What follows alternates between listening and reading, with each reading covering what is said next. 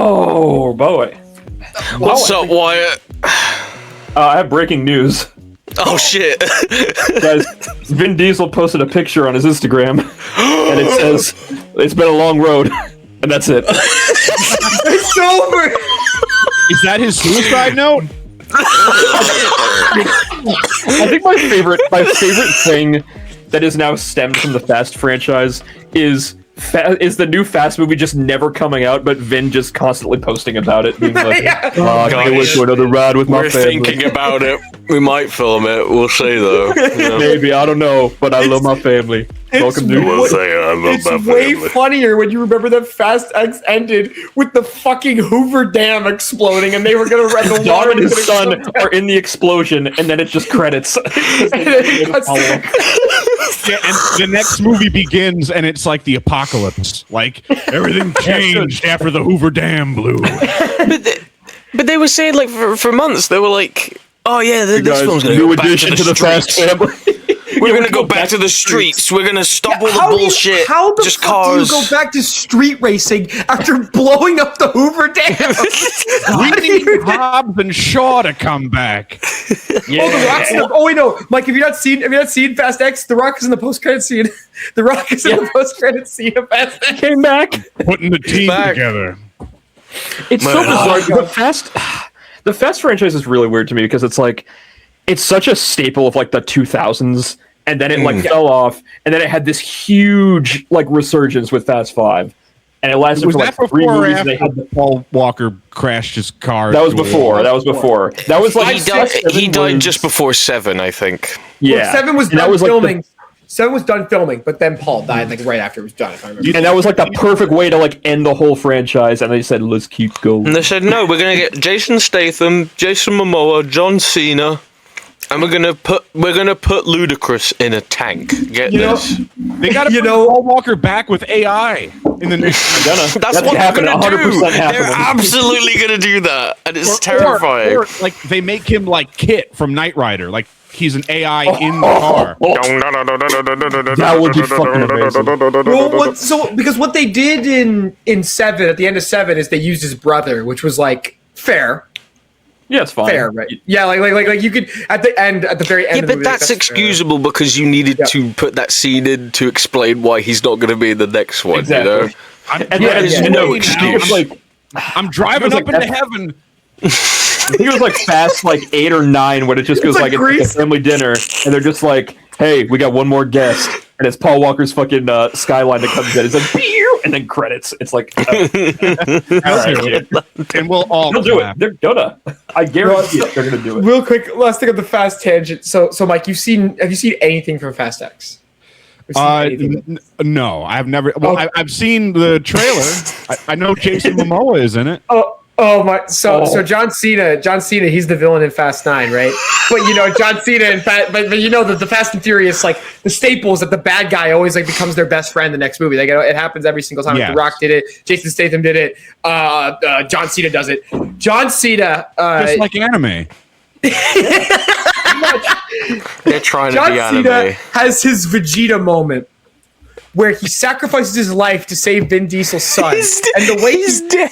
and the way they do that is he's driving alongside, like he's in like this big souped up like supercar, right? And he's going up against this tank driven by Jason. I think by Jason Momoa. Yeah, and it is. Yeah. he launches the kid out of the car, like into the middle car, and then he goes up the side of the wall. He flips, and like they have like the scene where they're all going. No! They're all, like looking at him slow-mo, and John Cena's just hanging upside down. There's just an fucking- upside down shot of John just looking at his brother like. Is his final words in Chinese? Yes, he goes Lao Gan Ma, that chili Lao sauce. Gan Yes, Ma. that chili sauce. Bag. I love John China. That's like my favorite arc for like any person is John China. We don't like Juan Cena, bro. You don't like Juan Cena. Oh, Juan Cena with the mask. That was great. with the mask, that was bro. hard as hell. That was hard as John hell. Cena. Anyway, listen, it's been fucking 5 minutes and we haven't even like. Hey guys, what's up? We're It's talking the, about the bad and the bruv. Yo, we gotta rank get the this Fast shit and the Furious going. movies right now, Cass. Rank the Fast and the Furious movies right now, top to bottom. 3, 1, 2. The one where That's they're it. when like they're driving away with the safe. Get this, the one where he almost shags his mother. I like the one where they drive the car. We are here on episode 65, right? Which is crazy, first of all. 2 steps closer to Armageddon. 2 steps away from Armageddon. Closer to the end. Wait, when he finds out that was his mother, does he do like the Home Alone scream, like "Oh no"? We are here with Mike. You now hold the record for the most appearances on the pod. This is the 4 greatest achievement of my life. This is the greatest Yeah, achievement of my life. baby. And to honor that commitment, the Lord has given you no camera. Yeah, fuck cameras. That's me right there in the screen. I'm a Your little- profile That's picture you. looks like Serge Tankian. My mouth doesn't move though. True. That'd be funny. Oh, we have like a jib jab thing, like a fucking. Remember that shit? Oh my god, dude! Mike is camera's off because he's actually on the set of Fast 11 right now. He's off in the You guys are never gonna believe how many cars are. Back to being a PA. You thought there was a lot of cars in the other movies. Well, guess what? They made a Rat King of cars. It's a car. I'll see you in 2084 when the movie comes out.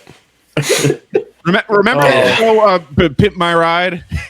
Yeah, MTV. Like, They made a yo, game. man, you put a car in your car so you can drive while you drive. Ghost ride the whip. hey, Ghost ride the whip. And also I a GameCube. God, I miss Put a MTV. car inside your car. You want to put a car in the behind the wheel of That's some Eggman shit where like the big robot blows up and then there's a drone inside of it and he fucks off. He's like, I No, it's the Gran Turismo trailer, but instead of like we're gonna put a car behind the wheel of an active car. A car behind a car. Like it's like an anthropomorphic car from Cars, the Pixar movie, driving a car. inside of an actual car. Yeah, No, yeah. It's got like kicks off the it's movie basically news, Iron guys. Man armor. Guys, Cars 4 is happening. That kind of kicks off the movie news. Aren't you guys excited Wait, is that about legit? that? Did I that think happen? so. Okay, no. Can we talk about this? Because I've been wanting to mention these Pixar sequels for a while now. So can I mention bad. this, right? Because I'm very They're all upset that Toy Story 5 is happening this year, Me right? too. They gotta give that shit up, man. They gotta really stop. gotta- Put Tim Allen to bed. Because That 3 was terrible. perfect. Perfect ending was 3. 4 was Yep. like, all right, man. It's fine. He It's still okay. did a good job, but like you kind of tarnished it a little bit.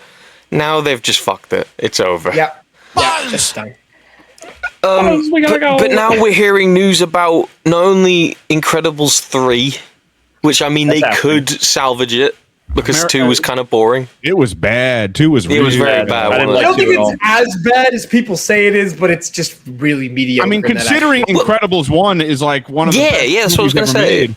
yeah, it's Yeah. a masterpiece. It's in my top 10. of all time. I had just Yeah. rewatched that like this past year actually, and I was just like, "Fuck, this is a great fucking movie." Like this is a very dark movie." When Mr. Incredible thinks his family is dead, and he's like, "I'm gonna break your fucking neck, bitch!" Like, Oh my god, It'll be like it'll a- be easy, like breaking a toothpick. Like that shit goes insane. It's I so heard good. news recently that was supposed to be Jack Black as Yes, Syndrome. and he said he turned it down because of something. And he said it was his Like, biggest regret in his entire career was turning down Syndrome. I'm glad he gave that up. No, but I'm glad it was because Jason Lee's fucking sick in that movie. He's the best Pixar villain. He's the best Pixar villain. I had Yeah.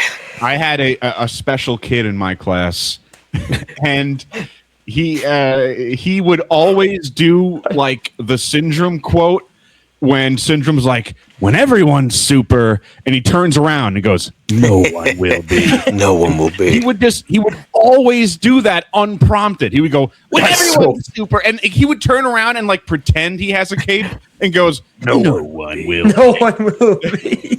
Everyone Fuck my had that mind one forever. kid in school where they would just be like in the corner fucking like doing catchphrases to themselves. You know what I mean? Yeah. Yeah. I mean, I get it. Were It's you a the hard kid? ass line. It's a hard line. hard. This goes hard. Yeah, because like now, what's the new one? Like Ratatouille 2 is apparently happening now. Like, No, Yeah, That's the that is worst actually one. that is sacrilege. That is That's that the makes no worst fucking one. sense. Why? Like it's a perfect movie. Like there's no. That's the reason one to, I'm like- most scared about. Well, here's the thing with Pixar, and it's a tough conversation, but like they really fucked up with firing John Lasseter for giving hugs. You know? Yeah, I don't fully know what happened there. Like I don't fully know what. I kind of do because like I heard he got fired for like fucking around sexually, and I'm like, oh no. Yep, me too. And I looked into it, and it was like the quote unquote victims were like, he hugged us, and I'm like, that. I mean, there's been instances of that where it's like just people who are really affectionate who don't mean anything by it. It's like if you hug somebody and like grab their ass, it's like okay, that's bad, obviously, yes. But it's like a hug is like, you know, I know it's like a step up from a handshake. It's a little more intimate, but it's like a basic human form of like, hey man, bring it in, like appreciate it with right? Join us next week when we will be defending John Lasseter in court. In we have all the files ready. But no, I do. I've had the same discussion before. I've had the same discussion before about John Lasseter, where it's like, yeah, he was kind of the glue that held that place together a little bit.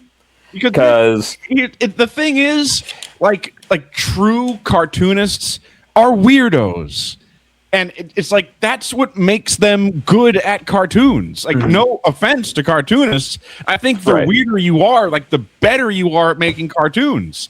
And like maybe he didn't understand that like some people don't like to be hugged.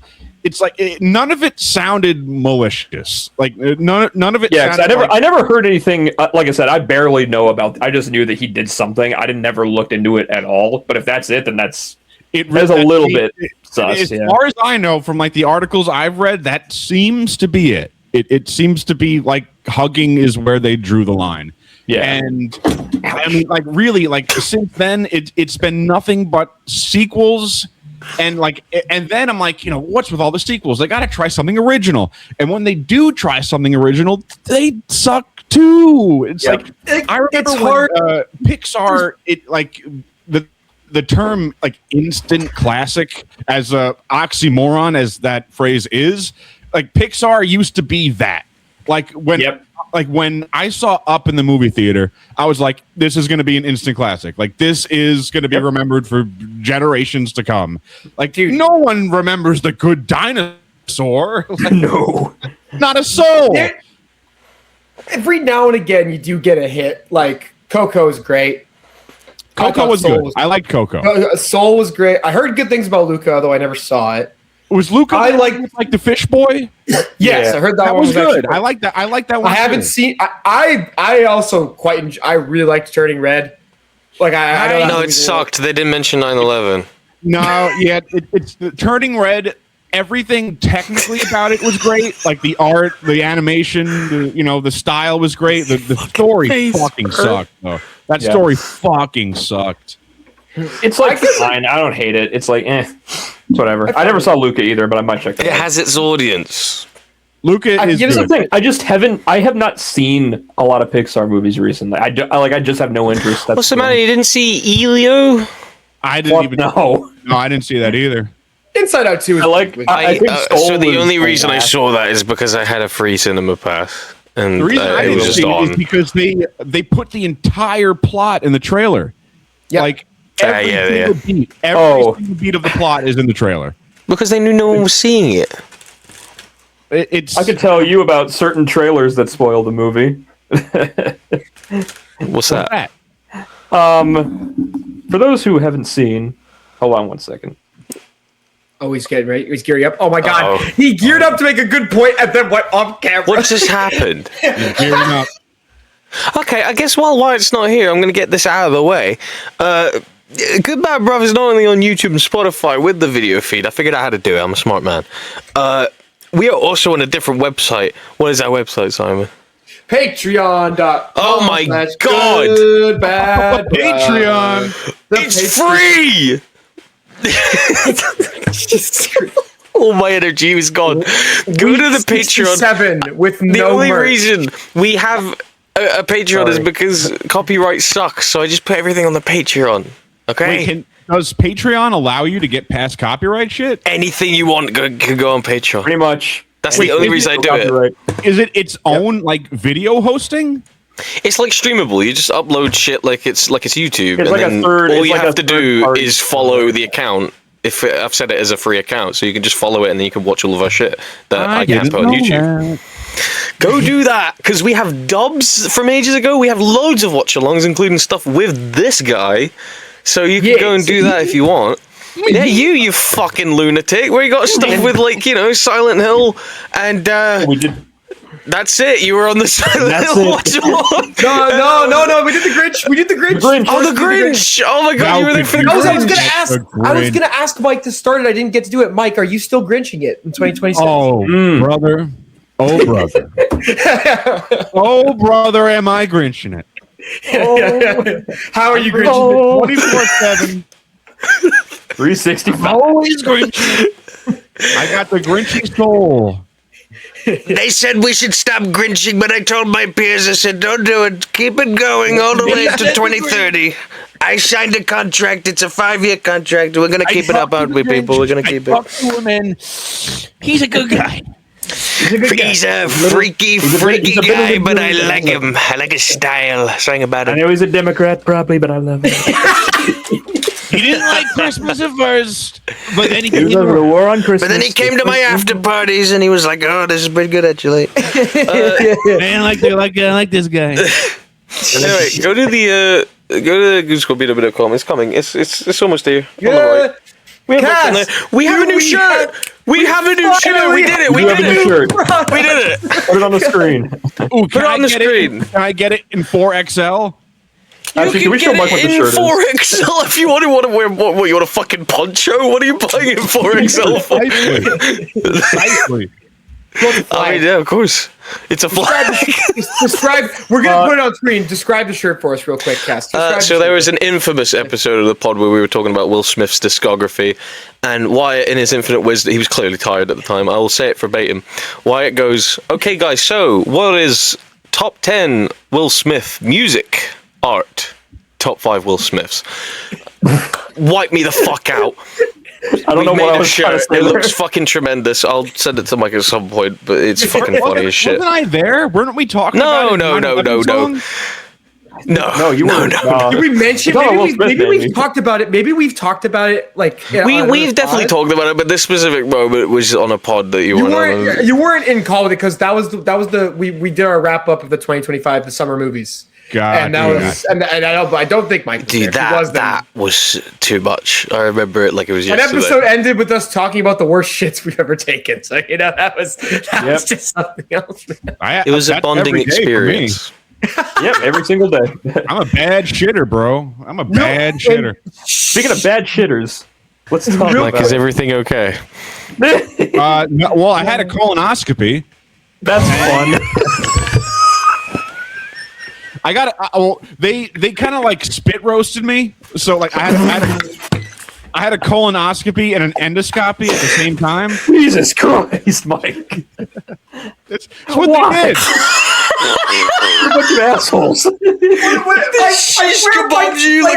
we supposed to? We can't be that funny. We're not that funny, dude. You know when they have the hog on the spike, like the spike, and they're just rolling it on the fire? Because there was an alarming amount of blood in my shit. Like, alarming. I had the same problem. I was talking to him about this the other day. Well, let me tell you what it is. Oh my God. Most of the time, it's hemorrhoids. Most of the Right, time, yeah. On my shit. Let's talk about. But you know, it is kind of cool to get those drugs. Those drugs are cool. Where they knock you out. If there was any way to plug our shit, It's like you. it was only with get, shit. like, you get like 0.5 seconds of bliss before you black out, but it's like once you're like, oh, You're right, man. Oh yeah. Oh yeah. And then you wake up in a chair and you're like, oh, fuck. What the You fuck wake happened? up in a chair. Hi, I'm Mike Pearson, and this is my demo reel. I remember saying like I was like, where am I? And the doctor was like, sir, you've asked that like 10 times already. You got to stop. I'm like, All right, man. okay. Look, give it a fucking rest. I don't even remember what the I fuck say? I was about to. I don't know. I did want to plug. We're plugging, so I'm not plugging our assholes. We're plugging the channel. We're plugging. We're plugging stuff. We have 2 new things on the YouTube.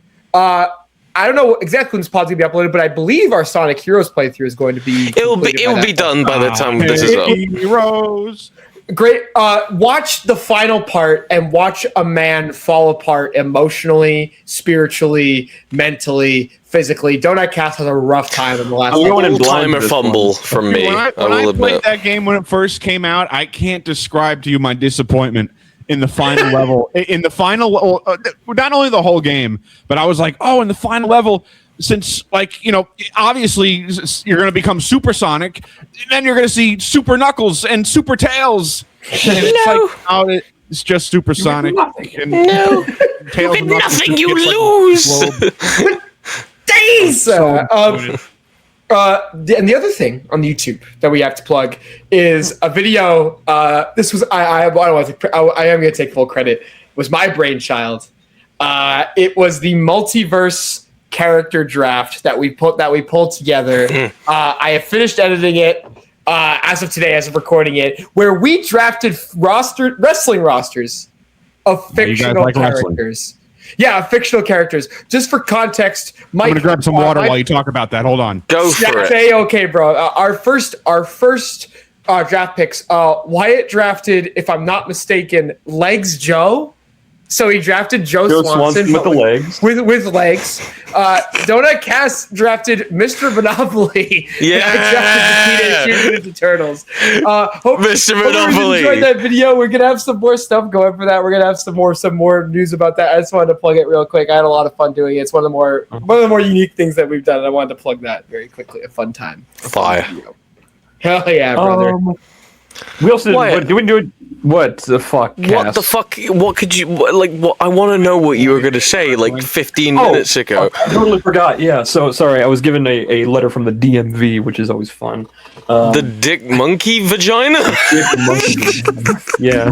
Might as The well Dick be. Mossad. The deep Pretty much. Mossad agent. Yeah. Hey, I No, saw man. a great argument for AI for the DMV. Oh my god. Yep. Yeah. I saw this too. Yep. It's like I would so much rather talk to a robot Yep. than the fucking people. They're awful people. They're awful people. They all hate their lives. And I've lived in a couple different states at this point, and they are all miserable. Every All the single same. one. It's unbelievable how fucking miserable DMV is. It's And it like makes you miserable. because you're just like, why? Like, if I ever worked here, why? Like, why would you work here? End it all. Jesus Christ. How was the letter? How was the letter? What did they say? Oh, I don't know. I think it's just because my registration's coming up and I got to renew it. I see. You registered the pod. You kicked a child down a Oh. staircase. What were we talking about before I fucking dipped for that? Trailers. Pixar sequels. Pixar. Oh, so we were talking about trailers that show the whole movie. Right. Folks, this is a warning. Don't watch the newest trailer for Nirvana the band, the show, the movie. I have not watched You know. it yet, and I'm very happy. Oh, you guys introduced me to this whole phenomenon. Yes, I showed you, Mike. I think I sent you the first trailer. I hope you didn't see the second trailer. No, I have not watched it, and thank you Okay, for good. letting me know because I'm I very have been excited. dodging them like bullets because they I will came up tell you on right now. Instagram, TikTok, Twitter. I was like everywhere. I was like, it's cool that they're there. Yeah, because as everyone knows, I I'm don't the wanna only one see here it. I'm the only one here who has seen the film. It is my favorite movie of 25. It's my number Yep. one. I saw this recent trailer and I'm just like, oh man, what are they going to spoil here? And I'm watching it and I'm just like, okay, they're showing the plot. I understand that. You kind of have to sell this to a general audience. But then it just keeps going and I'm just like, no, that's the funniest part. No, don't do, no. Dude, I'm so glad. I'm so scared though because there's only a couple weeks before the movie comes out. The movie's not too much further away, but when I saw Marty Supreme back in December, they showed the first trailer when I wasn't expecting them to, but it was too late. I was already there, so I did see it. That first trailer was it doesn't tell you shit. magnificent. Yeah.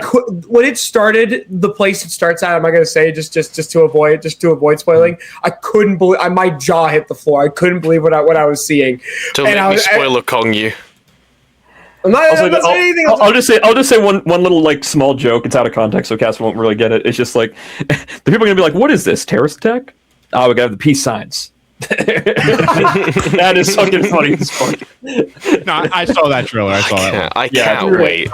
Dude, I glub shit on. That's all I'll say. That's all I'll say. I'll have to send you a few episodes, Mike. It's pretty fun. I'll just send you a few episodes of the show. They've been showing me. Yes. Show Mike the Bang episode. Jesus Christ. Speaking of things that were ruined, Well, I saw an image of the Silent Hill movie. was it the beard? So okay, this needs to be said. I was gonna wait because we said we were gonna watch it together, and we still will. Yes. Yes. I got too excited, and then, like I said, I've had this cinema pass thing. I'm just trying to go watch it. It was on Sunday. Oh no. I said, let's do it. I'm gonna commit. We're gonna see if it does anything good. I'm not gonna say a word until we watch it together. Why would you ever think that? Because you never know, man. Maybe it goes from dog shit to less dog shit. What I'm about to say. So, like, the picture I what was saw the image? it was subtitled "Silent Hill 2's like most dramatic scene undercut by fake beard." And Yep, I saw it. I saw the beard. Unbelievable. I couldn't believe that was fucking believable. I haven't seen this yet. You I haven't can see seen the this line. yet. You can literally see the fucking. Like, There are parts of this film. I'm not going to spoil until we watch it. But there are parts of this film that felt like an SNL skit. oh no!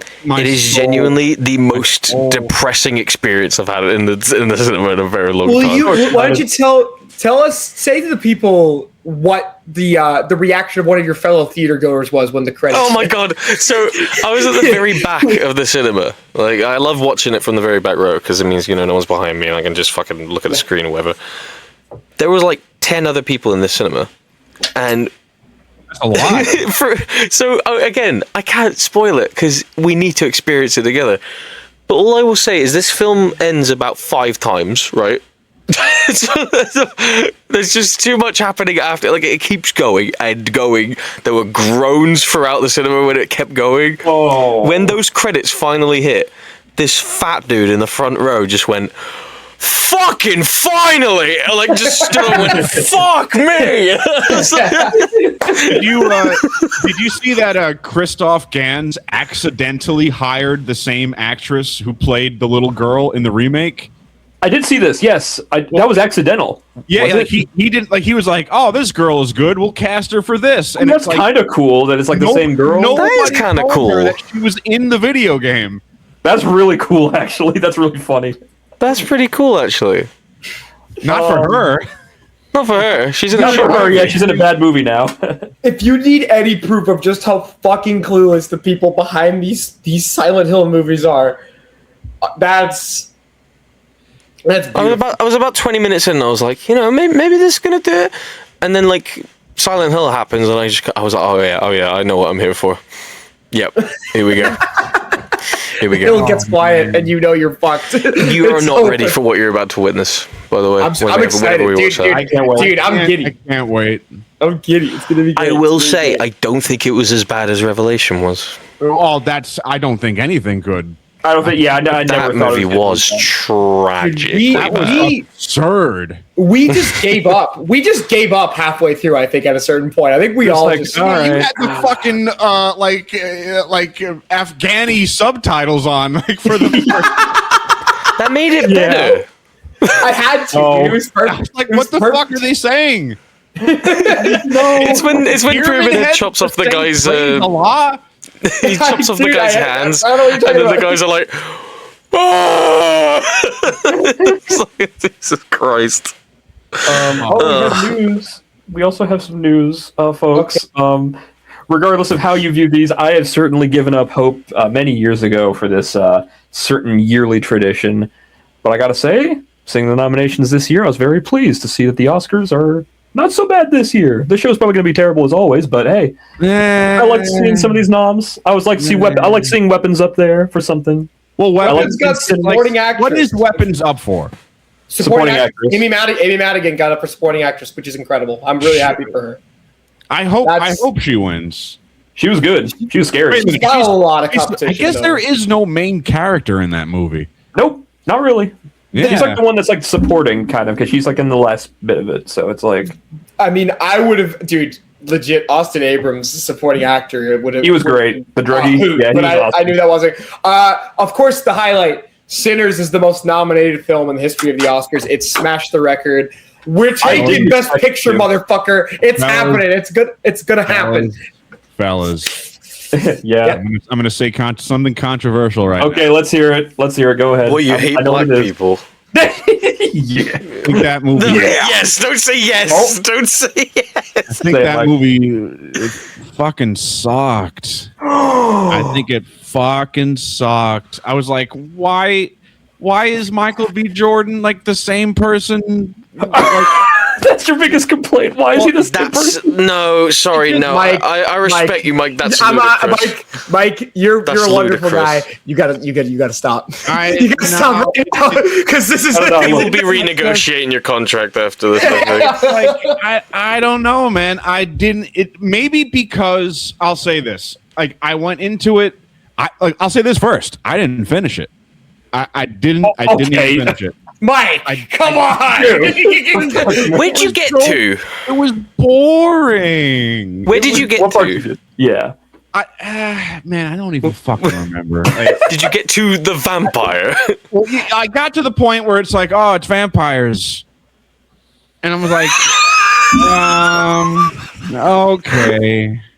This is like me with Marty Supreme when I was like, dude, it just keeps fucking going and going and going. It was just so like I guess I can't say with certainty that it sucked. Maybe it got really good after I stopped. Whenever I stopped, but I was just like, I don't know, man.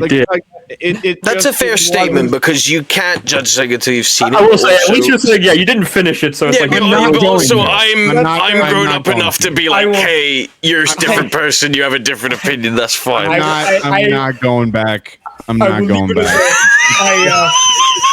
I disagree. It's just not my kind of movie, man. I just didn't like it. Oh. Mike, did you? Because I think I saw your post about this. Did you also not like One Battle After Another, or did you like that? I forget. It was just good. Okay, that's fine. It was good, but like Sean Penn was great, right? I didn't think it was great. It was good. It was a very solid good. I'm like, that was good. I enjoyed watching that. You're a big PTA guy, right? So like, I'll probably never watch it again. Kind of good. Like it was solid, but like I wouldn't say like the best. I mean, it looks like one of those movies that like you kind of had to be in the movie theater to appreciate. It was a pretty solid theater watch. Like especially really like like I could tell like, oh man, in IMAX like this shot probably looked really good. That chase scene, whew. But like the plot, like I didn't understand the plot. I didn't understand like. At first, when the movie was going, I was like, "Is this supposed to be like an alternate future where martial law is happening, like a distorted America?" And I'm like, "Oh wait, I think it's supposed to be like it's like fictionalized, like Americana, whatever you want to call it." Yeah. And then I was like, "Is everybody in the militia? Terrorist? Like, is everybody a domestic terrorist?" Yeah. Like I didn't. I will say I did get that vibe too. I was very like. This is not what I was expecting, but then I just kept seeing Sean Penn say funny things, and I was like, I thought it was great that like the basically the Freemason thing that Sean Penn wanted to get in was the Christmas Adventure Club. Like, we quote that shit. Bullshit. I am a Christmas adventurer. I have a higher purpose. That was great. That was really really good. I think the worst. That movie made me gag so hard just because that one scene where Sean Penn just puts the comb in his mouth and then just goes like this. Oh yeah. I was like, oh, God. Why did he do that? Like, why did he do that? I'm so glad we're here in the conversation because I was seconds from putting that on the screen. The Oscars. Well, so the only reason I really bring this up is because, folks, March 15th, the Oscars, GBB will be live.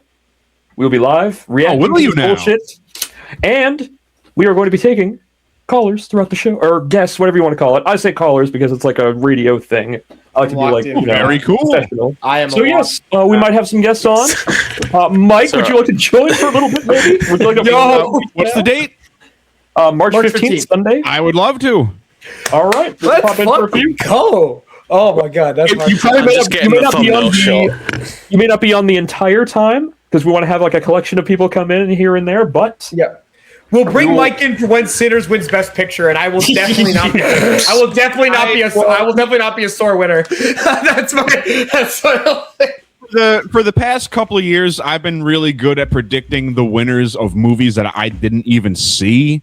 same, You know, same. It's like I didn't see Nora it at win the last time year? when I knew Brendan Fraser was going to win for The Whale, and at the time I didn't see The Whale, and I'm like Brendan Fraser, and I wanted him to win, even though I hadn't seen it. I was like, Yep, Brendan same. Fraser's taking it. He's going to get it. And then that was the same year of Everything Everywhere All at Once, Where it just smashed everybody else, everything else. For the most part. I think my prediction is One Battle After Another is going to be similar. Like that's up for best, right?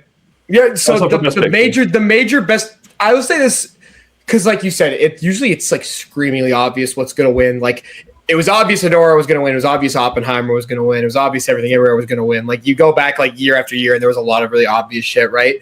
This year, like between One Battle, Sinners, Hamnet, Marty Supreme, Sentimental Value, even is getting a lot of talk. Like there's a few different potential choices that could actually pull it out. Mm-hmm. I do think it's gonna be One Battle, but I am personal. My personal pull is for Sinners. I would really like Sinners to up. Well, let me tell you the movie that's I don't know which Oscar is up for, but I would say hands down favorite that is up there, Begonia.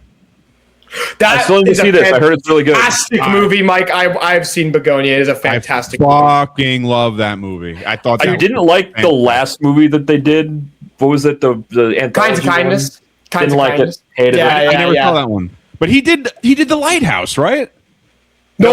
That's Eggers. That's Eggers. Yorgos Lanthimos is the guy who did Begonia and the lobster. Poor Things. Yeah. And dude. I like how you like. I think The Lobster sucks, and I'm not a big Yorgos. It does. It's so boring. I'm not a big Yorgos guy. Like his stuff is either like I respect that he has a very weird, peculiar vision. I really do, but his movies usually are my thing. Begonia rocked. That movie was fantastic. Begonia I didn't expect the most accessible film. It's way easier. Yeah, it's way easier to get into because it's weirdly it's his most straightforward plot. In a weird way, even though weird shit happens, but it's still like. And he also Didn't he also do Swiss Army Man? Wasn't that him? Daniel Radcliffe. Swiss Army Man. That wasn't my top 10. Are you sure? That wasn't Yorgos. That was Everything Everywhere All at Once, fellas. Was it the Daniels? The Daniels. Oh my! Wait, let me look this up. Was this actually true? Swiss. I'm fairly certain. Yeah, it was the Daniels. You're right. Okay, I was gonna say it seemed like a them movie. Weird. It seemed like a him movie. Weird. That movie's great. Poor Things was a weird one. I don't like it, but I totally get why people do. Like, I totally understand why. It just did not do anything for me. Visually amazing. There was a scene in Poor Things where I forget the conversation. She's talking to Mark. She's talking to Mark Ruffalo. She's talking to Mark Ruffalo about something, and it's like, how can someone, be there? Like, he's trying to explain something to her, and like, she's like, how can someone be there if they're not? And like, Mark Ruffalo kind of like breaks character and says like, what the fuck are you talking about? Like his accent drops completely. His accent drops, and I like laughed so fucking hard. I was like, this is the funniest fucking thing I've ever seen. I love being reminded, like, whenever you see like actors in the MCU like Mark Ruffalo or Sebastian Stan, whenever they just give like a fucking great performance, that you're just like, oh yeah, this guy's a good actor. I forget. Chris Evans in Knives Out. Chris Evans in Knives Out is the big one where I watch him in that, and I'm like, why the fuck are you not doing this more often, man? But now he's gonna go back to fucking. Oh God. Well, I think it's because he likes having tons and tons of cash. Yeah. He does the Netflix stuff. He does the Amazon stuff. I have my entire family set up for like several generations. Like, it's perfectly fine. I just- guess I don't know, man. I'm just so bitter. I'm just so bitter when it comes to like I can't approach Avengers Doomsday from an unbiased position. I'm just so bitter. Like that's just how I am. I will say, speaking of Marvel, we did get a trailer just today that I'm sure Simon is going to love to talk about. Daredevil Born Again Season 2. Understandable. I thought it looked good. I didn't like that new. I didn't like the first season of Born. I didn't either. I didn't like it either. Neither did I. I liked the last 3 episodes when there was actually competent people writing the show. There was I that whole the last episode when Kingpin turns that guy into a lasagna. Incredible. That was I love Vincent D'Onofrio as Kingpin, but He's amazing. Marvel is running into the same problem movie wise that happened comic wise, and it's and this has been happening since the 80s.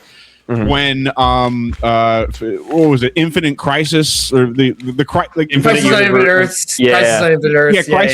It's it's so jarring to have this big comic book event where the universe is ending, and then you go back to the street level crime. It's what are they doing? it feels like the stakes have been lowered too much, and it's I know if they didn't have the universe in danger, that this stuff would have been good.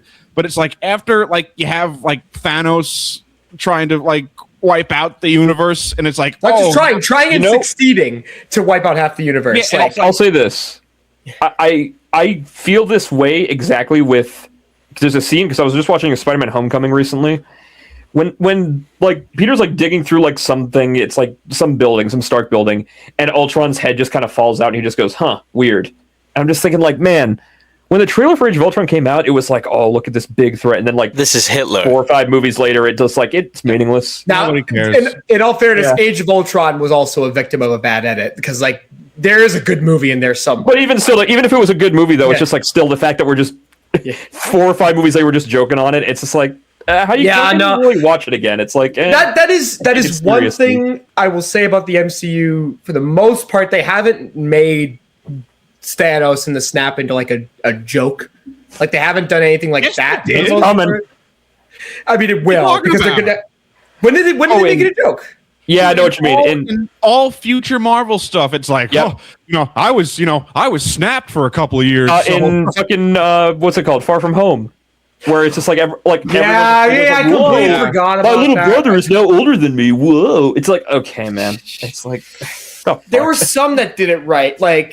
I like that scene in WandaVision where it shows the hospital when all the people start phasing into the hospital. That's really holy shit! I didn't even that. I don't want to think about WandaVision, because that show was so good for 4 or 5 episodes, and then just even worse. Thank you the first episode where it was I think when Wanda is realizing something is wrong, and the credit and she's what did you just say?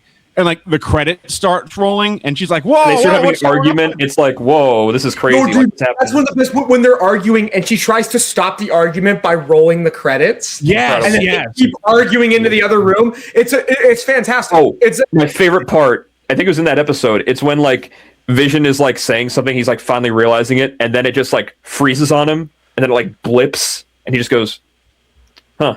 Anyway. It was just was haunting. It was really. It's the third episode, because he's I think something's wrong here, and then it's a re-edit where it jumps back and he redoes the same line of dialogue, but it's different. Yeah, it's slightly changed to hide the thing. Yeah, listen, WandaVision up until the end was really good, and then Loki is consistently great, start to finish, and they're gonna ruin Loki's that too. Fantastic. So I'm not looking forward to that. I'm still a Falcon Winter Soldier defender. I like the show. I really like that show, and I like the US. Was it stupid towards the end? Sure, but it's just I liked it. I thought it was fun. Oh man, I completely disagree on a fundamental level. You didn't like the end? I mean, I didn't like the ending. Is that what you're talking about, or is it just the ending? Yes, because the ending's terrible. So they basically get these 3 old like white guys to be like, we're gonna cover this all up, and like Falcon says like, this is all your fault, and like you called them terrorists, and it's like, well, yes, they were. They were killing people. They were killing people. Blew up a building. He was a serial killer that bragged about killing people. I love when they try to make her like a misunderstood character, but she's pointing a gun at this guy with like a crazy smile on her face. It's like, she's evil. Like, for your superhero to have like, no, it's your fault that everything is bad. It's like, you're a superhero, bro. You're the person who should make it good. Exactly, Yeah. dude. That's the funnier part. Is like they had that big whole deal where it's Sam Wilson like standing up to the government at the end, and then you get to Cap 4 and he's like, "Yes, Mr. President, sir, I will go do whatever you want, sir." And then he's like, he is like, there's no progression in that character whatsoever. I could talk about the flaws and the ending of Falcon and Winter Soldier. It doesn't even hold a candle to how bad Cap 4 is. Cap 4 is I never the worst. It's So, shit, Mike. It's Mike, that good. is the worst one ever. Yeah. Quantumania. I would is like rather a watch joke. Quantumania because it was laughable. Quantumania, I felt laughable. insulted. I felt insulted. I was like, you're telling me people got paid to make this? This is a fucking movie that people got paid to make? What the fuck happened? Quantumania is the best argument for AI. It really, Yeah, because that's just all people working on something, and it looks horrible. It looks soulless. like you spent hundreds of millions of dollars. Like, I can make better effects in Grok right now. Yep. Like, yep. I'm not even You're not exaggerating that much. Well, you looks could like actually, shit. Mike. The thing is, Mike, you could make them at an equal level, but you're not getting paid hundreds of millions of dollars to do that. And that's Exactly. where justice comes out. Like. Put this guy's face on a little body. That's the problem. That's the That problem. was unbelievable. The MODOK was, oh my god. And he's one of the best. He's one of the best Marvel villains. He's such a fun character. That was the exact And they moment don't- I switched out of the MCU because MODOK is one of my favorite villains ever. And he's You know just what? And they ruined him. such I a thought fun. making him MODOK was not a bad idea. Like, I think that It was idea. it was a cool idea, but not when like he was so good in the first Ant-Man, and we haven't seen him since then, and then you absolutely butcher his character for this movie. Well, yeah, like he went insane in the quantum realm, but it's like, and I get It's it. the I'm like, shot of him like floating with his interesting ass idea. out. Yeah, his asshole just like. Such a shit movie, man. MODOK Why is Bill asshole. Murray in that film? I guess Why, oh my god. Star power. if we could bridge that to the one movie thing, kind of related because the Super Bowl's coming up. Ooh. Y'all looking forward to movie trailers? Y'all want? I mean, we're gonna get an Avengers trailer for sure. I mean, right? oh, That's yeah. definitely gonna happen. Like, look, I'll say this. I do, like, I'm a football guy sometimes here and there. I'm not like I'm not hugely into it, but when the season comes up, I'm just like, fuck yeah, I'll watch some games. This is fun. I'll catch the Super Bowl when it's on. Cats are winning, baby. Let's fucking go. That's all I care. Anyway, Now that betting No. is legal. oh yeah, betting's fully legal now, man. We're betting on Oscars. We're betting on what Bro, trailer. shouts out! I got one more thing. Shouts out Eric for betting on Kelsey, bro. Shouts out Eric. Eric. Who's The Eric? fuck, man. Don't worry Eric about is it. our friend. He bets. So Mike, he's gonna be really Are we upset just when gonna he dox watches this to the people? Okay, yeah, fuck it. No. Okay, you know what? We can cut this. I'll say it after because this is probably Yeah. Brandon, and I shouldn't say it. I was just, All right, I but love. no.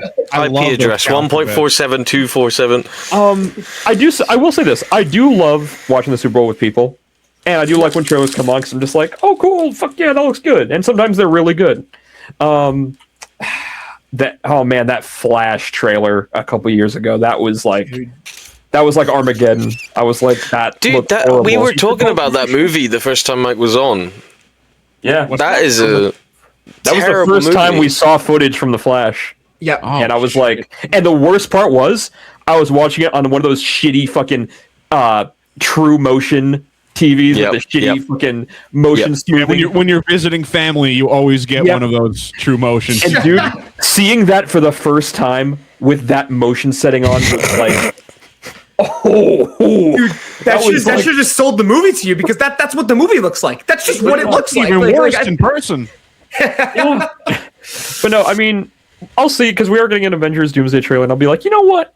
Let's see. I've got one. Typically, Super Bowl trailers are always the best way to measure hype, because I'm like, you know Yeah. what? I'm not excited. One of my most anticipated of the year is Street Fighter.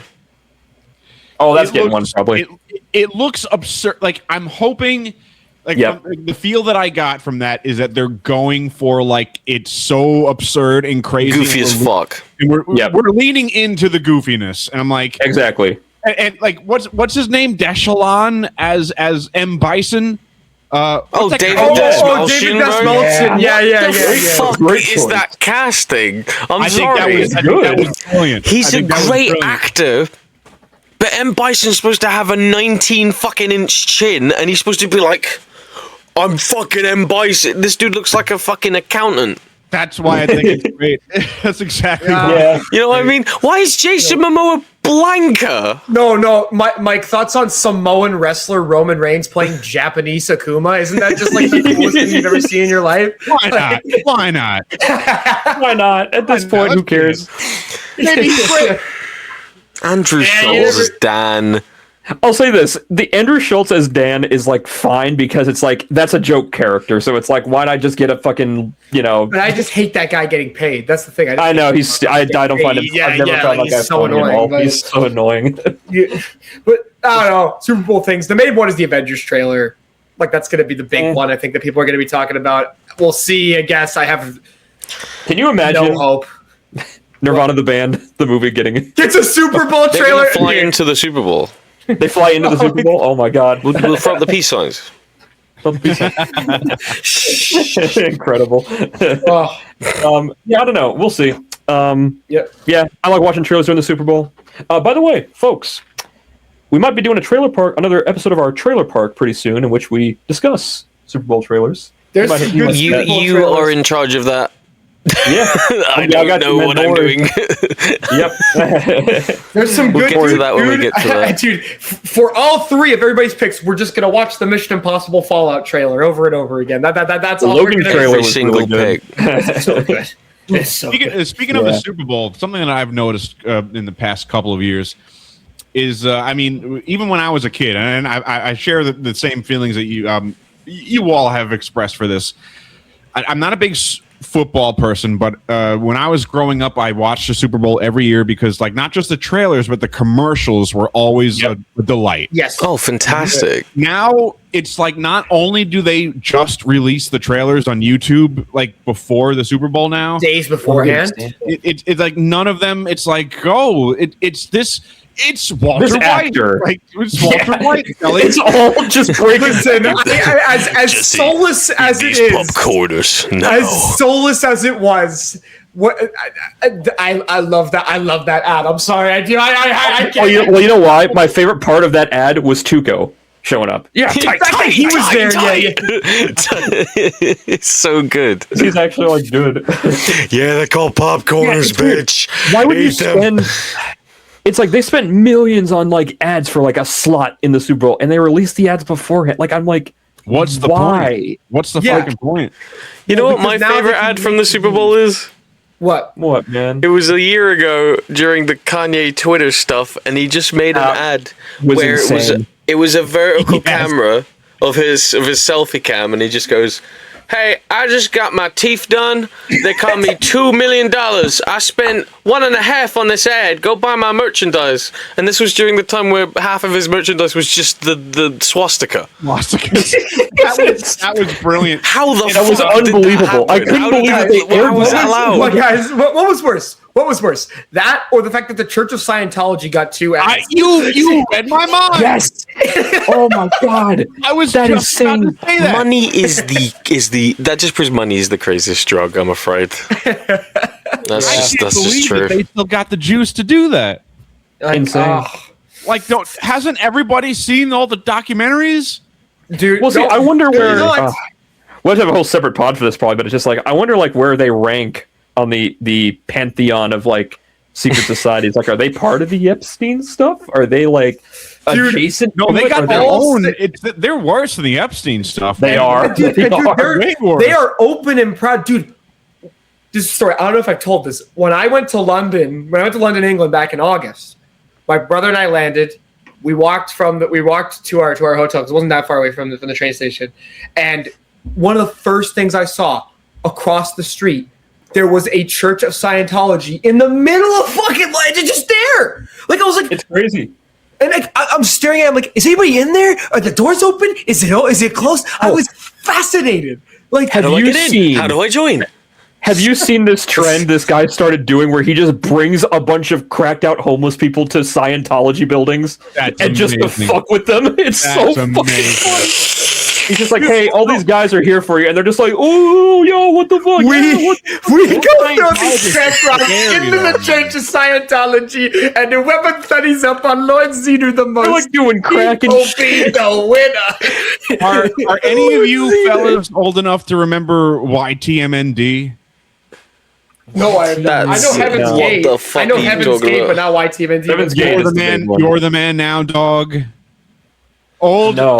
Okay. You're gonna have to give me this full. Yeah, I need backstory. Back in the day, like you would send your friend like a link to a website, and it was basically what it would be is that it would be a looping GIF or an image with like big text on it with an audio file playing, and that was the structure of the website where you send somebody something, and it would just be like a funny image, a funny sound clip, or a funny Oh, I do song know these, yeah. with big text on it.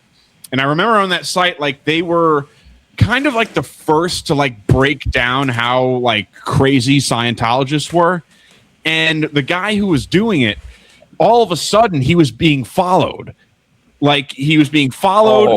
Like, there were like people taking pictures outside of his house. Like, and they're like, dude, the Scientologists are following Dude. me, man. Like the fucking Danny Masterson shit, that was eerily similar. Because he was obviously accused of sexual assault and also murder. I believe he the person who was accusing him. No, so here's what happened. So if I remember this correctly, so he was already accused of. Happened was. Well, So, guys, he what was happened accused. He was was- being sued or whatever. He showed up in court. I believe he was arrested too or whatever. The person who accused him had like her dogs murdered or something. What? Like leading up to it, like one of her dogs like got killed or something. They had people like bothering her, harassing her at her house and shit. I'm like, and Danny Those Masterson, of course, Scientologists don't fuck known around. Scientologist, yeah, They move It's- like the CIA, bro. The Scientologists Look, move yeah, like they're the CIA. scary, dude. It's morally disturbing. I'm fascinated by shit like this. Oh, it's insane. I just want to know why they believe this stuff. It's Dude, so dude, insane. Heaven's Gate. Heaven's Gate is the craziest one. Heaven's Gate was a religion about aliens created by God, and you had to cut your balls off to join them, dude. And didn't they also wear shoes or something? Dude, the dude, Nike they shoes. all killed themselves Yeah. wearing Nikes. Dude, they all killed themselves. Dude, I went when I lived in Milwaukee. There was this coffee. There was a coffee shop where they had like this section with like local dioramas. Where like basically, if you made like a diorama and you went to this coffee shop, like they would put it up in the diorama section, and they had this one diorama section called Heaven's Gate, and it was like a bunch of Barbie dolls like with the blankets over their face. And, like, with the Nike shoes poking out on the end, and it's like, with like a big comet because they were all killing themselves for the comet. Like Yeah, they were for the Hail Bob comment. Yeah. Oh my god. Drink the Oh. Kool-Aid. I was like, Different do one. they know that this is Oh, wait, what was fucking that? here? Jonestown. Don't. Yeah, Jonestown. That was Kool-Aid. Yeah. No. Dude, Oh, the thing- yeah. Dude, the funniest thing, morbidly funny, about Heaven's Gate is that the whole Nike thing wasn't religious at all. That was just they had apparently what's his We name? need something to Marvin- stand out. Yeah, Marvin guy who like Get your who started Jordans the whole out. thing. No, dude. Apparently he was because like they all lived in this one house. It was basically like a big commune, and he wanted to Yeah. get shoes for all his people, and he struck a good deal with Nike. And they just happened to have I must be telling the truth. Bingo. Let's put pen to paper, baby. Oh, I'm ready. There was a documentary about Heaven's Gate where they were describing how they didn't get a doctor to take their balls off. Oh no. Oh yeah. They went to like a back alley in Mexico, right? No, they gave a scalpel to some guy, and said, "You're going to be the guy." Hey, what's up? I'm Randy the Ball Cutter. It's like you're taking the balls off. He's like, you're the ball offer. and they just fucking cut the balls off. Like, oh god, How does that even happen? How does that even get to this conclusion? Mike, I'll send you the video later. There's a guy who does videos on like crazy people throughout history. Count Dankula. He does absolute mad lads, and he did a video on Heaven's Gate. And the story that he told in that video was that the first time they tried to do the ball stimming, there was a girl who used to be a surgeon. And they gave it to her, and she tried to do it, and she botched the operation, almost killed one of the cult members. And then the other story was that because they couldn't get anybody to do it, they had to like go over the border to Mexico to some like backdoor clinic to get it done there. Dude, that's a very interesting topic. Like, damn, Amelia Perez is going crazy out here. No, it's like to fool people into saying like, "Hey, aliens are coming and they want us, and like we're gonna kill each other, we're gonna kill ourselves to get on the spaceship, and then we're gonna live in space forever." That's one thing. But to be like, "Oh, by the way." By the way, Jenny and Talia, they gotta go. They gotta go. We gotta cut your balls off without anesthesia. Yeah. There's gonna be somebody with a knife, and they're just gonna cut your. Here's Randy the Ball Taker. Bro, the end of the prophecy. This is the last thing I'll say about Heaven's Gate. I swear that we could talk about some fucking normal things.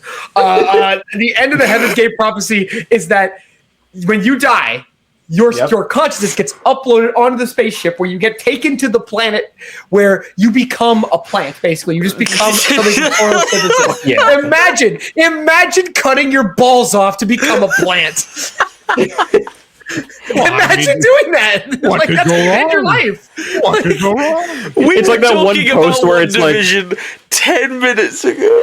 That reminds me of that one post where it's just like, it's like the table that has like Trump, Elon, and like a bunch of like other like influencers and shit like Nick Fuentes and shit. It just goes like $1.5 million or a chance to wait this table. It's like $1.5 million or a chance to wait on people who are rich. Unless I get to poison the food, then no. Yeah, exactly. It's like, what the fuck? Why would I would take the fucking money? Nick Fuentes is drinking poison. Show your work. He dies. How does he die? Poison, guys. I want to drink some poison right now. The internet came out. Like, you could really like go up to a group of people and like spout some bullshit, and like they would believe it like 100%. Yeah. Well, like, I mean, he's on the internet, so he must know something. But count me in. Do you remember? I mean, Mike definitely knows this. I'm sure these guys probably know it too. But like, back in the day when you would be like, you get like those chain emails or whatever. They'd just be like, "Oh yeah, this haunted girl is gonna fucking kill you if you don't." Yes, I still get them. I still get them. I haven't seen those. I have an email that I use on websites that I don't trust. It's like my second email, so I use that one when I have to sign up to use shit. You know what I mean? Mm-hmm. It's destroyed with cults, terroristic organizations, porn. It's fucking gone. There's no saving that email. If you go to the spam, it's a fucking wasteland. Cass is going to infiltrate the higher standings of love. It's like, oh damn, do I join Hamas or do I join this granny threesome in my local area? Join Hamas? Why would I join Hamas when I could be aboard the When I could chop my bollocks off and become an aloe vera? Dude, this is the way. This is the way. I wish I could believe in something so diligently that I'm like, you know what? I don't need my balls. I really want to know I was what that it's dedicated to something that I had to remove my testicles to well, it's like I had I don't know about you guys, but like I had a friend who was like a Jehovah's Witness back in my school days, like way back in elementary school, and like I was okay, yeah. But like it was like, we knew like he was like we didn't know fully what that was. Jehovah's, we just assumed it was like, oh, he's Jewish or something. Like, he doesn't celebrate Christmas. He's Jewish or something. Did he have to? Did he have to leave for the Pledge of Allegiance? Ooh, did he? Ooh, he might have. Ooh, did he? Might have. I had a friend who he's a Jehovah's Witness, and every time the Pledge of Allegiance happened, he had to get up and leave. And I'd be like, "What's going on, man?" He's like, "My mom says I can't do it because they said under God." And I'm like, "Oh, okay." Because they believe in a different God, right? See, you don't think it's a big deal, and then you realize that it's not just you don't celebrate Christmas; it's they're being told not to celebrate Christmas, or they will die and go to hell, and they will never. Well, yeah, because here's the thing: when that was happening, like I was just like, "Oh, that's weird. He doesn't like celebrate Christmas, really." And it's like, "Oh, he also doesn't celebrate Halloween." Yeah, it's like it's weird. It's like he didn't celebrate a lot of shit, and I'm just like, "Huh, why is that?" And like he talked to me about like just like, "Oh yeah, this is briefcase I have in my closet. I can't open it until I turn a certain age. It has a bunch of stuff in it." And I'm This like, sounds like a cult to me. yeah, because I didn't know what a cult was. Obviously, I'm just like, oh, okay, that's probably just like a thing, like a family thing or something. Or joining the WWE. Yeah, and then I'm just like, we used to listen to Linkin Park, and his mom would be like, "If anybody ever found out I listened to Linkin Park, I'd be dead." But this is so cool. They'll chop off my balls and I'll become a fucking Venus flytrap. But no, then like I never talked to that friend after a while because I think he went away somewhere to go practice. Practice. Well, happy update. Well, happy update. He's not involved anymore, and he has a very happy life. Oh, thank God! Hey, you want to come on the show sometime, pal? And his mom didn't, and his mother didn't abandon him or anything. His mom actually did. There's what's the word for that? Excommunicated. Excommunicado. Yeah. There's marked for the Jehovah's. It's marked is like the one where like you're on your way out, and then disfellowshipped is the one when you get. Yeah. I remember it from the Stuckman video because I remember when that video Fellowship of the Ring. Yeah. Oh, Stuckman was a Jehovah's Witness. I forgot. Yeah. And that video made me rethink every criticism I had of him because I'm just like, okay, that's based as fuck. This makes sense. That's pretty cool. Good for you. Now. Shelby Oaks in cinemas now. Didn't see it. Probably never will. Me neither. I don't want to be mean to Chris, so I don't think I will either. I will be seeing Iron Lung this week. Very excited for that. That's a movie. I am really so excited. It looks so good. I am really hoping that's good, man. I would love if that was really good because I love Mark. I love Markiplier. He's awesome. Until I saw the behind the scenes of it and like the shit that he is doing in that, I'm like, whoa, this is like some crazy. He had like a crane operating an entire massive room, like shipping container. It was really cool. Yeah, like it was very like. I'll send you the video, but no, like it legit. I just completely self-funded, no distributor. Like another background thing, the completely original soundtrack, and he was talking about how he got clips of literal iron being scraped and shined and shit, and made it into the soundtrack. You can hear it in the strings and shit. Interesting. Like he's going levels for this shit. Again, like I said, he's always had a bit more of like a cinematic eye than a lot of obviously like the other people who were like in his sphere, like again, like your PewDiePies or Jacksepticeye's, like they had their lane and they stuck to it, and that's fine. They can do that, right? Mark would do like these big, weird, like Date with Markiplier, this big like choose your own adventure where he spent weeks filming it, and like he went out to the fucking desert and he was doing like drone shots. He just put out random short films, right? Like one of his silly characters has like a bag over his head and a gun to the back of his head. What the fuck? He gave like the Wilford Warstash, like the pink, the pink mustache thing. He has like lore, and it's like tragic lore, but it's not like he actually like made multiple shorts. I reckon at some point he just went, "What the fuck am I doing all of this on YouTube?" and then invested all that money and made a movie. I've said this before. I'm glad that he chose Iron Lung and not like Five Nights at Freddy's or some bullshit. DOA. Because Iron Lung is such a niche horror game, and I thought it was really good. So I'm glad that he's the guy that made Iron Lung must be like, fuck yes, Markiplier's making my movie. Iron Lung that's the game where you're like in a submarine, right? Yeah, in an ocean. You're in a submarine at the very bottom of the ocean. There's a giant anglerfish surrounding you. And it's terrifying. A bunch of horrific things down there, right? Yeah, there's water down there. There's fucking like. Well, because it's a river. It's like an ocean of blood, right? Yeah. It's like the blood. Like it's like the end of the world, and like the world has been flooded by the blood of all the dead people, and like you're in the ocean. Like I didn't know that. They got to make a mouthwash movie. Oh my god, dude! I don't think the people are ready for that, man. So we played through that for the channel. We did the whole thing. That was, I didn't know a fucking thing about it. That was one of the coolest things I've ever seen. That I game almost think, cried, yeah, man. that would work as a film, I think. That would work. Yeah, get someone really particular, though. Really Exactly. delicate. You gotta Let's get like M. a Night really Shyamalan fucking to do it. No. Yeah, man. No. No. Even Wyatt's saying no. That's how you know it. That's how you know it's a bad idea. Like, no. Let's get, what's the guy that did the Minecraft movie? Anyway, Wait, is Wyatt, that even a guy? Oh, I have plenty of new. I have one more new, maybe. Hit me, and then we can do the what we got. I'm gonna hit you upside the head with my dick because I'm so. That's awesome, man. That's I'm What just looking kind through of the news show right now. is this? What kind of? Where is he taking us? Where is he taking us? He's going to have his way with me. He's telling me to chop off my balls and then become a plant, and I don't know what to do anymore. Wow. I don't think there's any more movie news. Really? that's awesome. We didn't even really get into it. There's got to be some stuff. Oh, hang on. We got some right here. James Gunn's Batman: Brave and the Bold film is being written by the Flash writer and still directed by my the guy who did fucking the Flash. god, dude! That's DOA.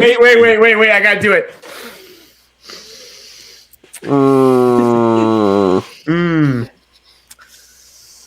Yep. It's like gif of Nathan Fillion where he's like, Yeah, I know what you mean. Jeez. Holy fuck! like- How is this guy not in director jail after the Flash? Apparently, it was good. It Welcome to Derry was good, and he did that. So We did do that. oh, did he go was watch Welcome to Derry, and Yeah, that and was good. He was the first. He was the two It movies that came out at the end of the decade, and then he did the Flash, and the Flash was a sin I against. I was convinced to watch 2 episodes by our buddy Chris, and oh, I heard it's fantastic. I got it. it's better I than would chapter really 2. Yeah. Well, chapter 2 Yeah. is not Chapter's very not good. good. So Might be better than it's- chapter 1. chapter 1 slaps, but that's just me. Oh, this is interesting. What? Oh my god, Wyatt chomping at the bit right now. No. I actually did because this was pretty big. Chomping at the fucking bit. The first trailer for Masters of the Universe. Oh, Mike, did you see that? I'm conflicted. This looks So bad. cute. I thought the pronoun joke was actually kind of funny. I thought it was genius. I thought that was fucking hilarious. He-Man, that's Dude, genius. his name is He-Man. You had to do it. It would have been I wrong didn't even put that Like- together. Like his name is He-Man. I- He-Man. The first People second not I saw it, understanding I was it's an obvious Oh joke. no, it's woke. They woke it up. They woke up fucking That was like- He-Man. Wait. He-Man, clever. Well, you see, He-Man, I am transgender. I've got a buddy who is a PA in Albuquerque, and he said that it's an open secret that the production company that is behind the Masters of Universe movie apparently is thinking that it's going to be the next big thing. So they spent like an ungodly amount of money to build these giant sets out in Albuquerque. And I was going to say there were some sets that look kind of interesting, like the parts at the end where he has the sword. I was like, "Ooh, hang on." I don't know if it's going to jive because the He-Man is so 80s. It's too 80s. It can't even work today. It's so Because 80s. it's like, there's a lot of like, Stranger Things, for instance, is like a big like, ooh, the 80s. But He-Man is the kind of thing where it's like you're not going to get it unless you were born in the 80s or the 90s.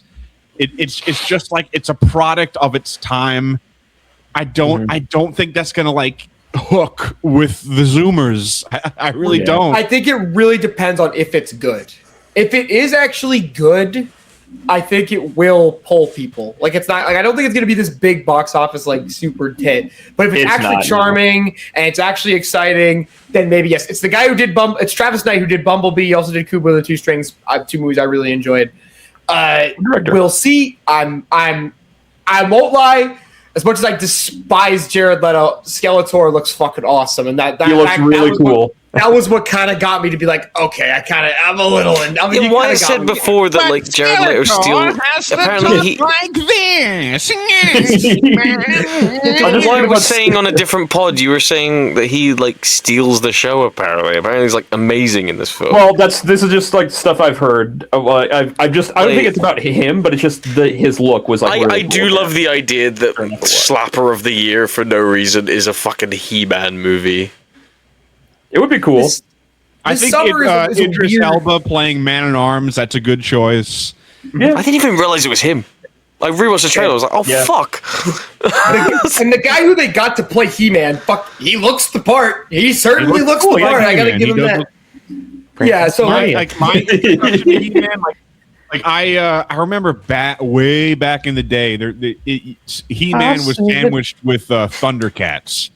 And I like both of those, but then fucking Thundercats was my childhood. We had the box set of it. I love Thundercats, man. It's so cool. There was a He-Man cartoon in the 2000s. Yep, I remember this. It was like a dark and gritty version of He-Man, and I liked it. It was on Tsunami, I think. Yeah, it was awesome. Well, we might have to look that up. It looks like they're going with like the 80s vibe though for this movie. Didn't Thundercats? They got a revival in the early 2010s, and people said that's like amazing. People said that the Thundercats revival was really great. Oh, the anime one, yeah, that was good. Yeah, people said that was great. So maybe if He-Man does well, Thundercats next. That'd be kind of nice. I fucking love Thundercats so much. You can't make that into a movie. If these, the wrong people will see it. The wrong people are going to see Thundercats in a big budget. It's going to awaken. They're all furries. Why do I care? Yeah, it's going to awaken something in some people. It would have to be for the furry crowd, because like that's how like I kind of understand furries, because like when I was a kid, like Chitara, like she was like naked a lot.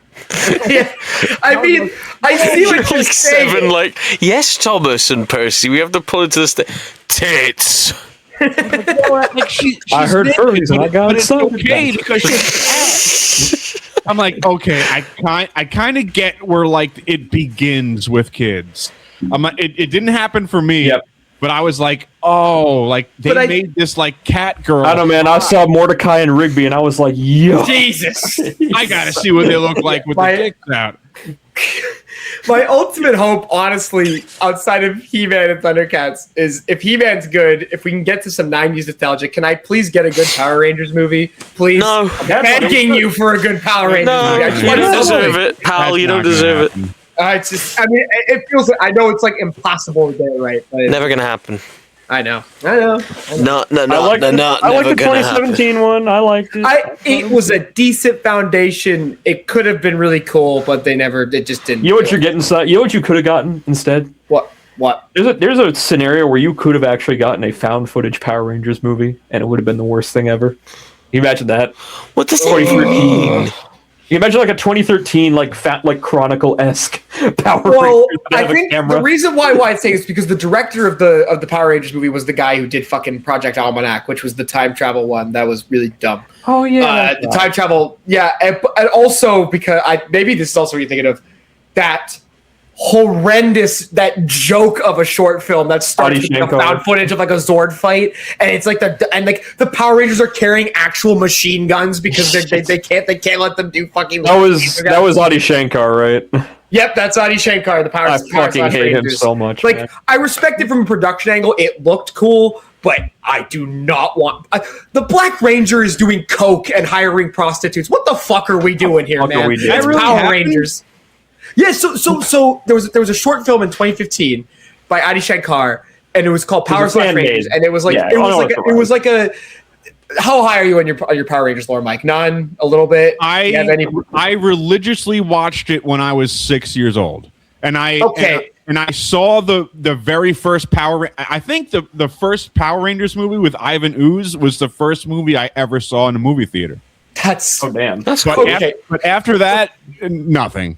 So at a certain point, there's these villains that come in called the Machine Empire, and the short film is an alternate take of the Machine Empire taking over, like integrating with society, and the Power Rangers are all split up. Like fucking Kimberly's dead, Trini's dead, Zach is like fucking he's like doing coke and hiring prostitutes. Billy's like retired and he's ostracized because they made Billy gay because David Yost was gay, obviously. So that's why they did that. And Jason gets shot and murdered by Bulk and Skull, who get hired by the mob to kill Jason. Like it's the most like try hard nonsense. Like we have to make Power. Like I guess the point where like, is it satire or are they actually taking this seriously? I don't know. I got very worried that they would take Power Rangers to that level because nobody wants to take the Power Rangers.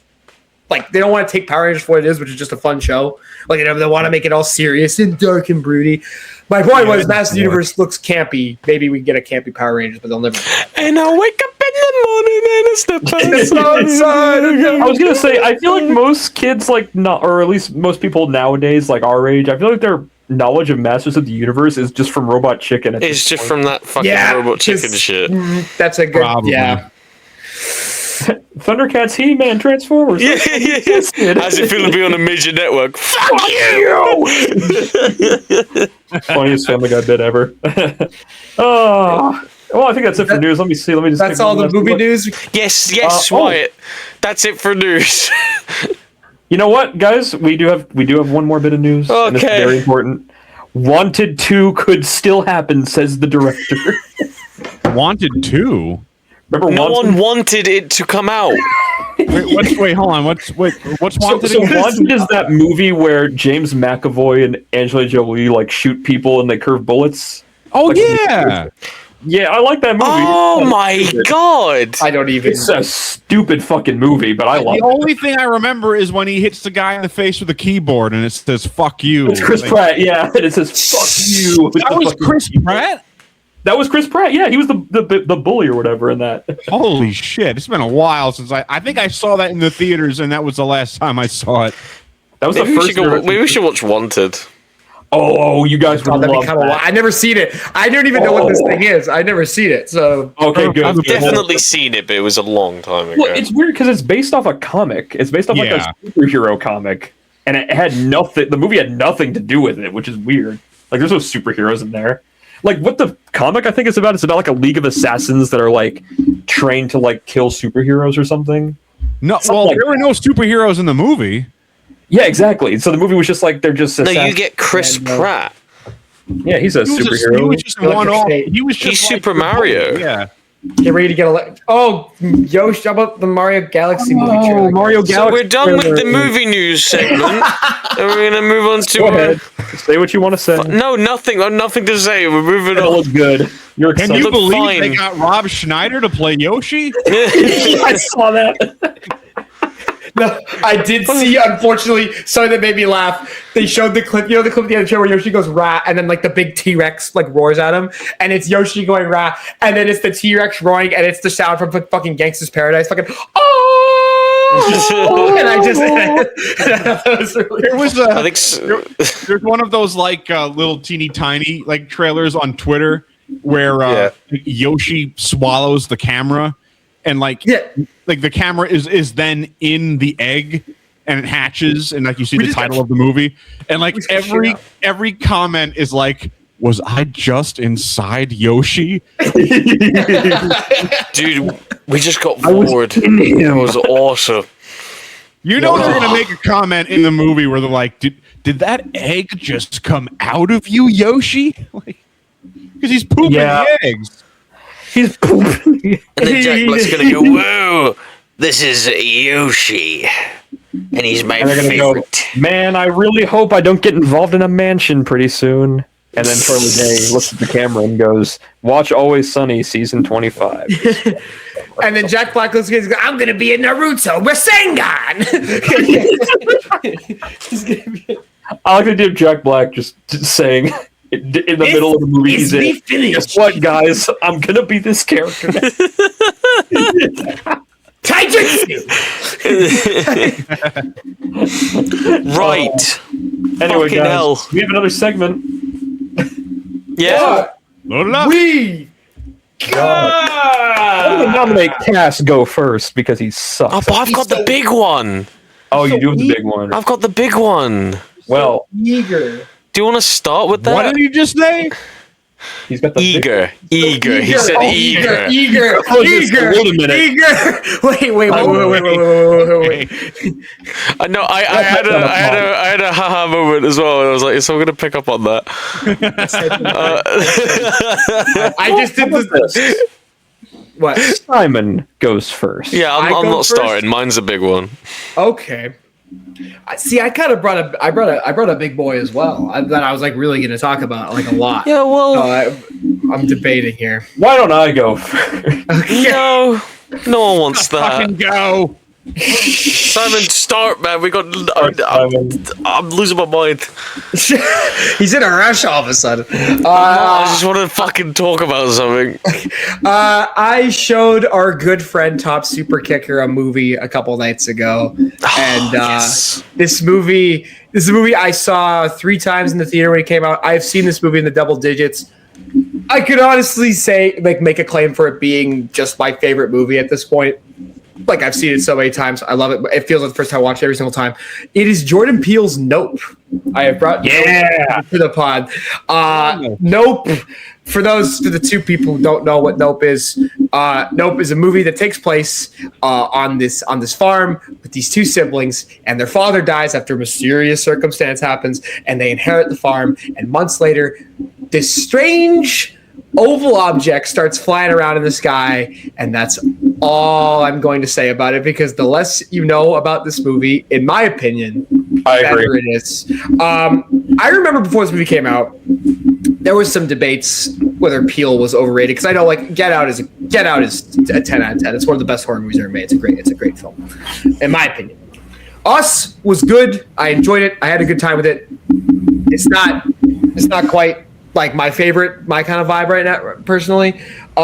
Nope, the trailers, I was like, I don't know. I feel like he's kind of overreaching here. I know this is entirely my vibe. I feel like there's a secret conversation happening. What's happening? Don't worry about it. It's me and Cass. Me and Cass are doing a little recon here. Don't worry about it. What does that mean? Cass is being really mean to me right now in DM.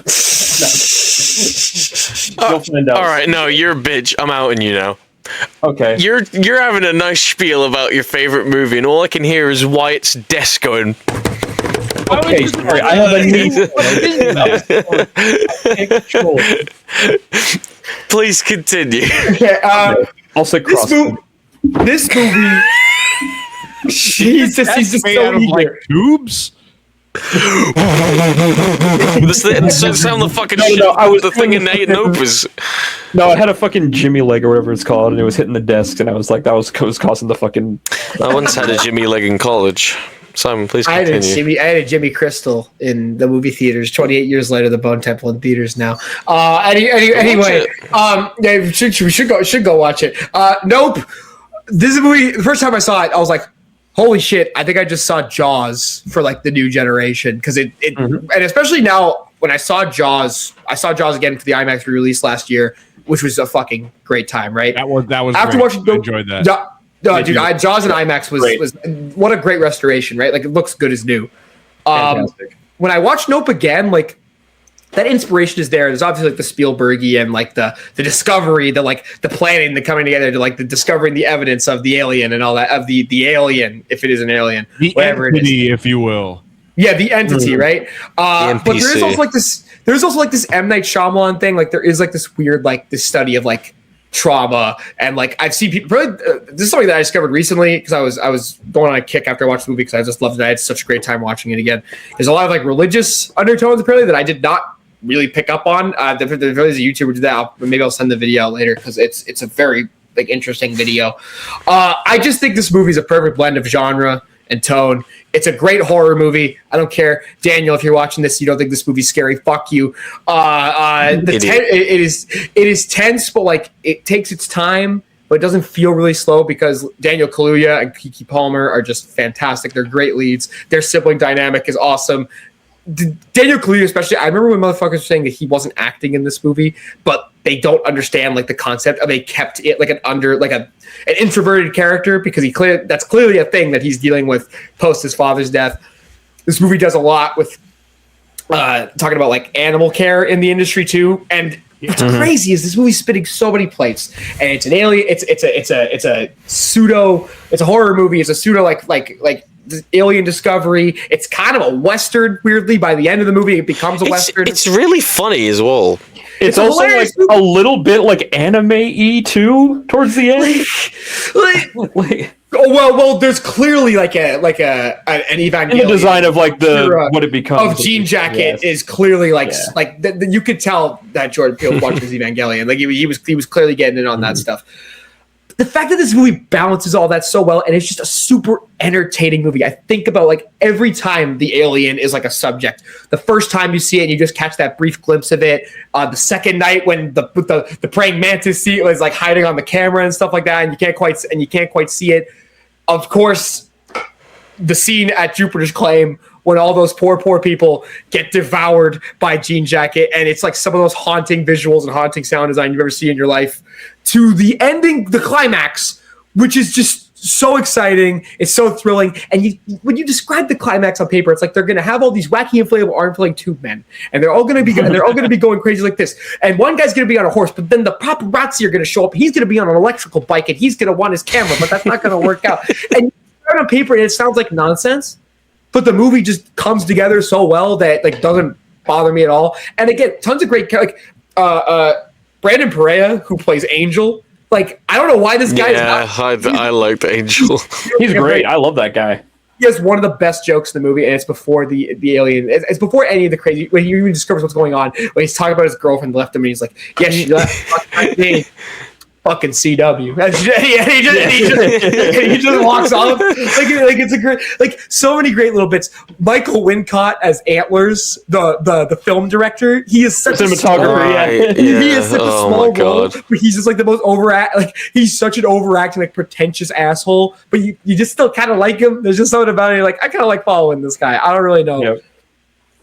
I don't know. This movie, every time I watch it, I'm blown away. It's shot so well. The score is like, again, this great blend of like this, like these like Hitchcockian like horror tones, but also like the ending again is pure Western. Like it's got the triumph, like the horns and the whistles and all that stuff. And it's just so exciting. The action. What you were just saying about the characters and everything, like how you can tell like a story has like a very well-rounded group of characters, is if you could see each of these characters leading a movie. Like this character, if he was the main character, like it could be good still. It's like, it's a good movie, you know? Dude, talking again about something that I noticed on this rewatch, Steven Yeun is not in the movie that much, but for the time he's in it, he is incredible in the movie, man. And like that scene when he's like talking about the SNL skit based on the Gordy's Home thing, and he's talking about, and he's devouring, he's murdering, and it just cuts to like young him. It's just.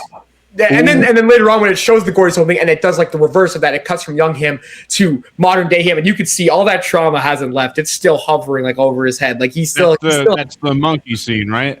Yeah, it was the monkey. Terrifying. That was good. That was really good. I love it. There's a great bit of dark humor in that movie when like he's like at the rodeo show and he just goes, "I want to thank you to my TV mother, who I love so much. Look at her; she's so beautiful." And she's clearly like her face is ripped off, and she's like because of the attack. Like she's covered. You see her teeth. Yeah. It's so fun. It's so gross. It's also just we talk about like original blockbusters and like how there's not much. It's such an original movie. There's really nothing like it. Like it has influences, but it's singularly its own thing, and that's the mark of a great auteur. I think I need to watch it again. It's one of my favorites of the 20s. Like I watched. Those are one of those movies where like I watched once and I was like, that was good. Like that was really good, and I'm probably not going to watch it ever again. That's fair. But it really like I was not a fan of Get Out, and I was not a fan of his other movies. Us is not that still great. haven't seen I Us. really, I've heard really don't like that movie. It's good, it's just not great. That's the problem. It's nowhere near. They weren't really connecting with me. But what's the name of this movie we're just talking about? Nope.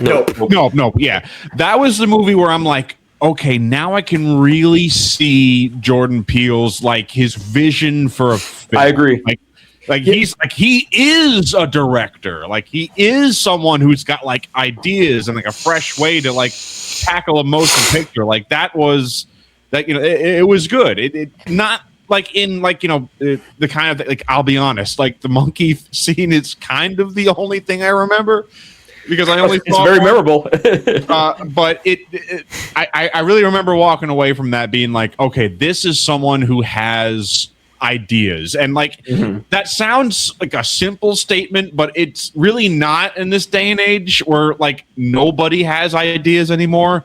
Where it's just like, what are people going to watch? Like, I have to make an action movie with a guy with a gun who gets revenge. This. It really felt like they gave him like the space to do what he wanted to do, and he fucking did it.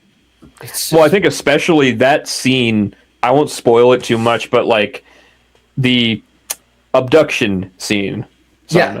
Everything with there being inside. The behind the scenes of that is insane. The behind the scenes of how they filmed that. Oh, look that up. Look up. When they're inside of it, right? When they're inside of it. Oh my god! When you see them getting moved through it, all I'll say is without spoilers, because I want Mike to see the video. That's not CGI. That's not CGI. It's I could tell. Yeah, so like, and again, it just boggles my mind that this was the one that people like.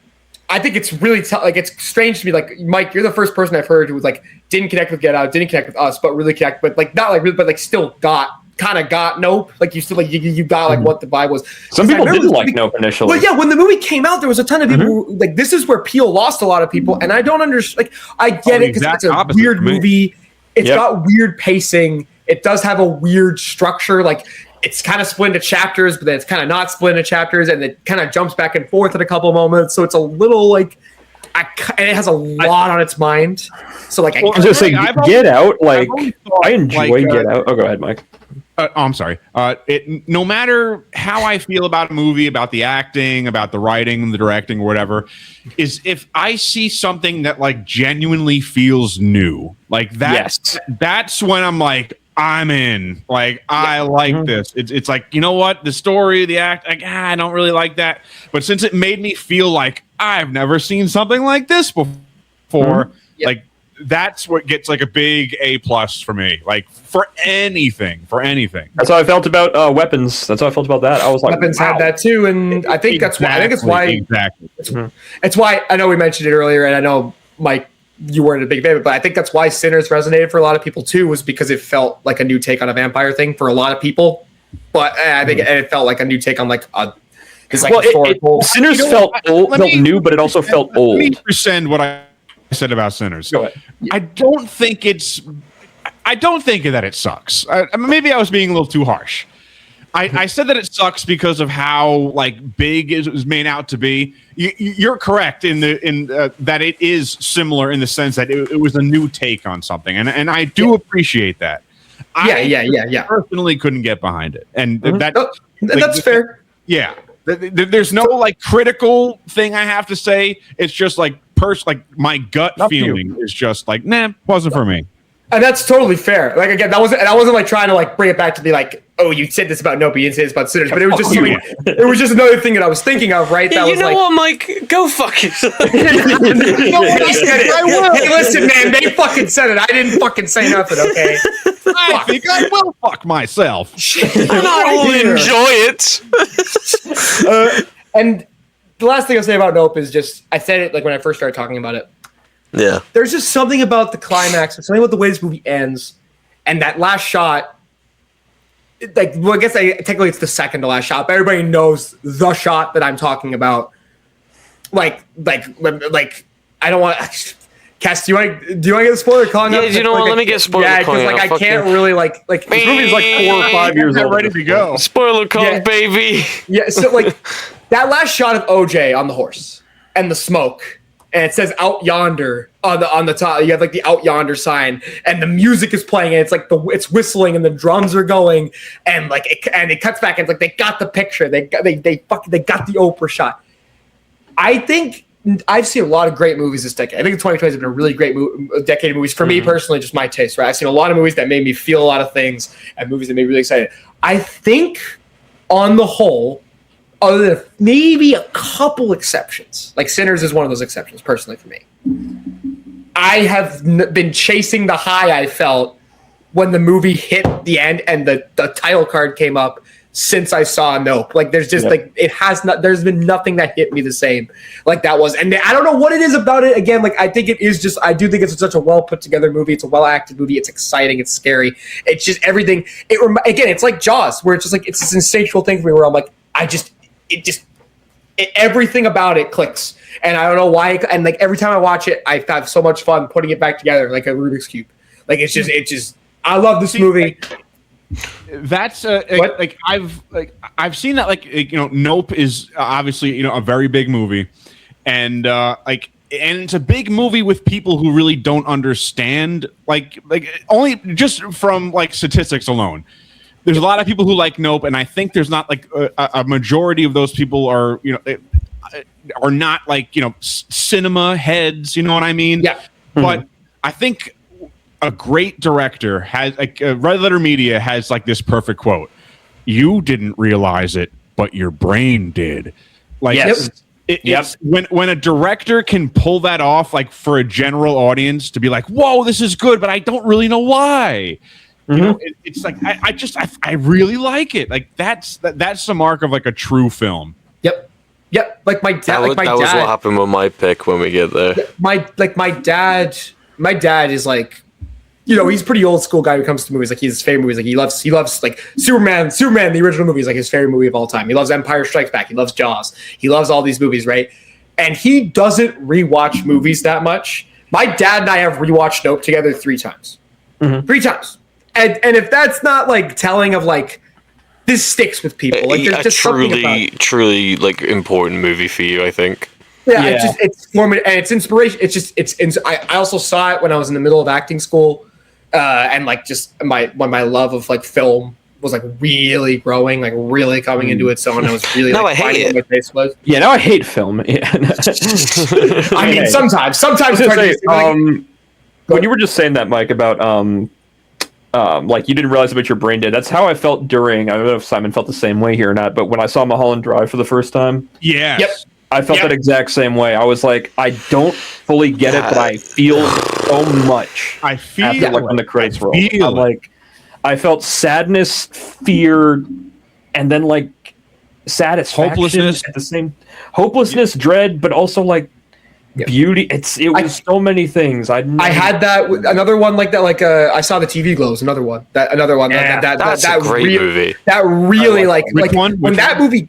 I saw the TV Glow. I don't know if you've seen it. It's very great comparison. Great comparison. Yeah, great. Like I didn't get it at all the first time. Didn't understand it at all the second time. Interesting. It's a very like I had a feeling about that movie, and I feel like if I tried to explain it, most people would think it's offensive. But I'm saying this genuinely. Go for it. For real, I think that movie was made for transgender people. Yes. And it's like, and I picked that up like a little halfway through. I'm like, oh, like I am not supposed to get this. Like I can't, like I can't really understand the true message of this movie because like it's about being transgender, and there's really no way that a non-transgender person is like supposed to understand like the message of this. But I'm feeling something that like a conversation about transgenderism, like it would never click with me on the level of like that movie did. I'm like, I'm starting to understand a little bit of like this world that they live in.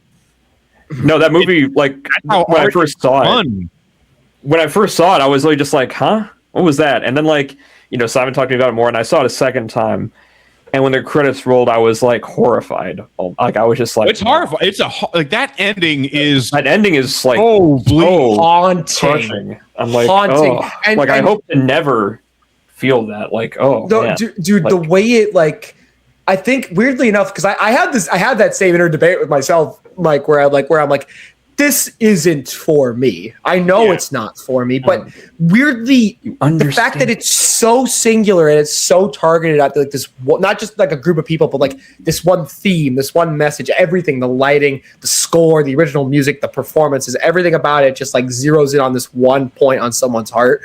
That weirdly makes it universal to me, where it's like, I get the vibe of like, this is a person who has wasted their life. Yes, has lost it, and that is what affects me emotionally about it. Like it can be anything. It can be. I think it, even though it is absolutely a transgender allegory. The power in it is that it's so singular in that I think anybody can see themselves in it. Despite that, you could see it as somebody who feels like they wasted their life. You could see it as somebody who's trans, somebody who's gay, somebody just anybody who goes through any sort of social struggle.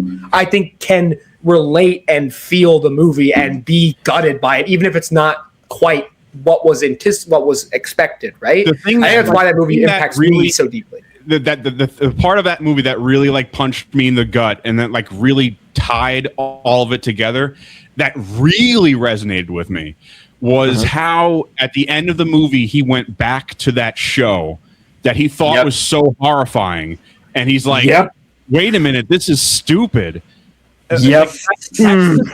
Like I had like when you grow up on Goosebumps, you know, like that childhood feeling of like, this is so scary, like it's so fucked up, and then you go back to it when you're older and you're like, I can't believe I felt this way, and I'm like, but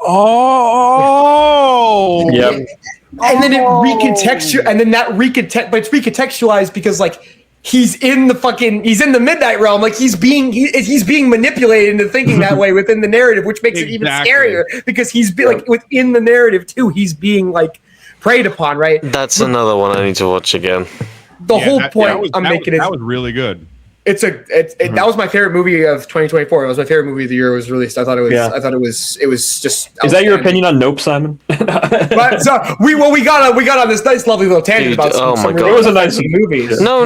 I've never been more locked in my entire fucking life. No, exactly. That was a very interesting conversation. And Nope, again, like it has a lot of plates to spin. Like again, it's talking about animal abuse and race relations in Hollywood and like this like survivor's guilt trauma and like spectacle and like talking and like people who profit off of like tragedy and like death and all that stuff. It has all these things that it's doing, and while it doesn't like zero in on any of those points, all those things come together so well, I think, in the climax.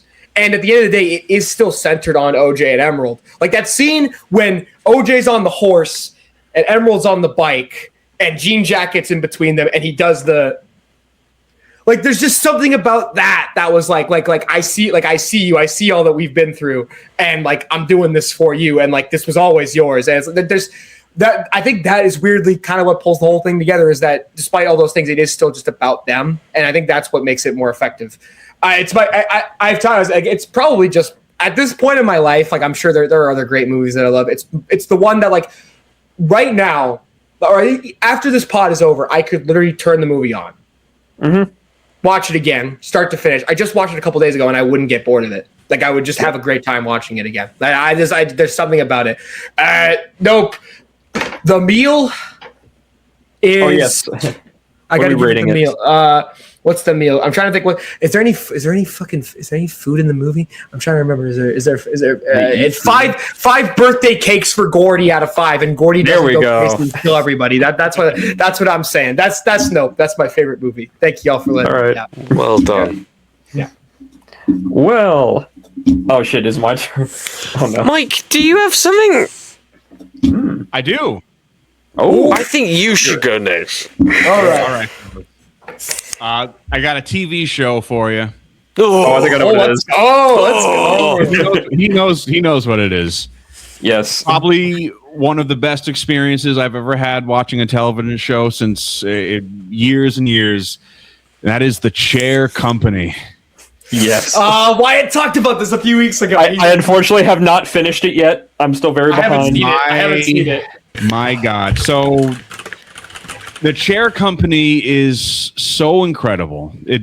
I don't think I've laughed until like I've cried, like I have with the chair company, and it really is on kind of a deeper level because it feels like something that me and my friends would have made, like back in college. Like there's I love shit like that. there's so many gags where I'm like, holy shit! Like these are the kind of jokes I thought would never ever be able to be on TV. They're very niche. Like they're so not stupid. just not just niche, but just fucking stupid and crazy. Yep. Where I'm like, no one else. Like when I was making YouTube videos, like back in the day, I like where like my popularity even started. Like I made this video called Cat Science with my friend Brett, and I remember like him and me were filming it, and we were like, "This is so stupid." Like no one is going to understand this shit at all. And like to our surprise, people loved it. And that was a big moment for me. Like that was like something that stuck with me my entire life, where I was like, oh, I really shouldn't be afraid of, like, no matter how silly and stupid of an idea you have, like you shouldn't say to yourself, no, nobody's gonna get that. Like you just do it. You just do it and like see who resonates with it. And it turns out a lot of people do. And that's what happened with the chair company. And quick synopsis. It's so funny. I don't even know where to begin. So the chair company is a Tim Robinson show. Yes. And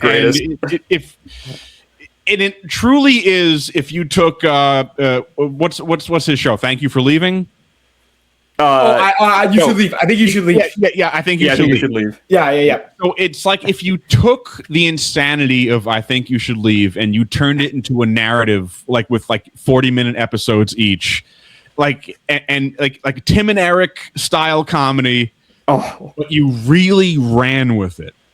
And so the show is about this guy who runs this. He doesn't run it. He's working at this company where he's like building a mall. He's like a guy who's like he's building a mall or something, and like they're having this meeting, like this. They're having this kind of like press, this press thing where like they're talking about how great their mall is going to be, and Tim Robinson sits down on a chair and it breaks.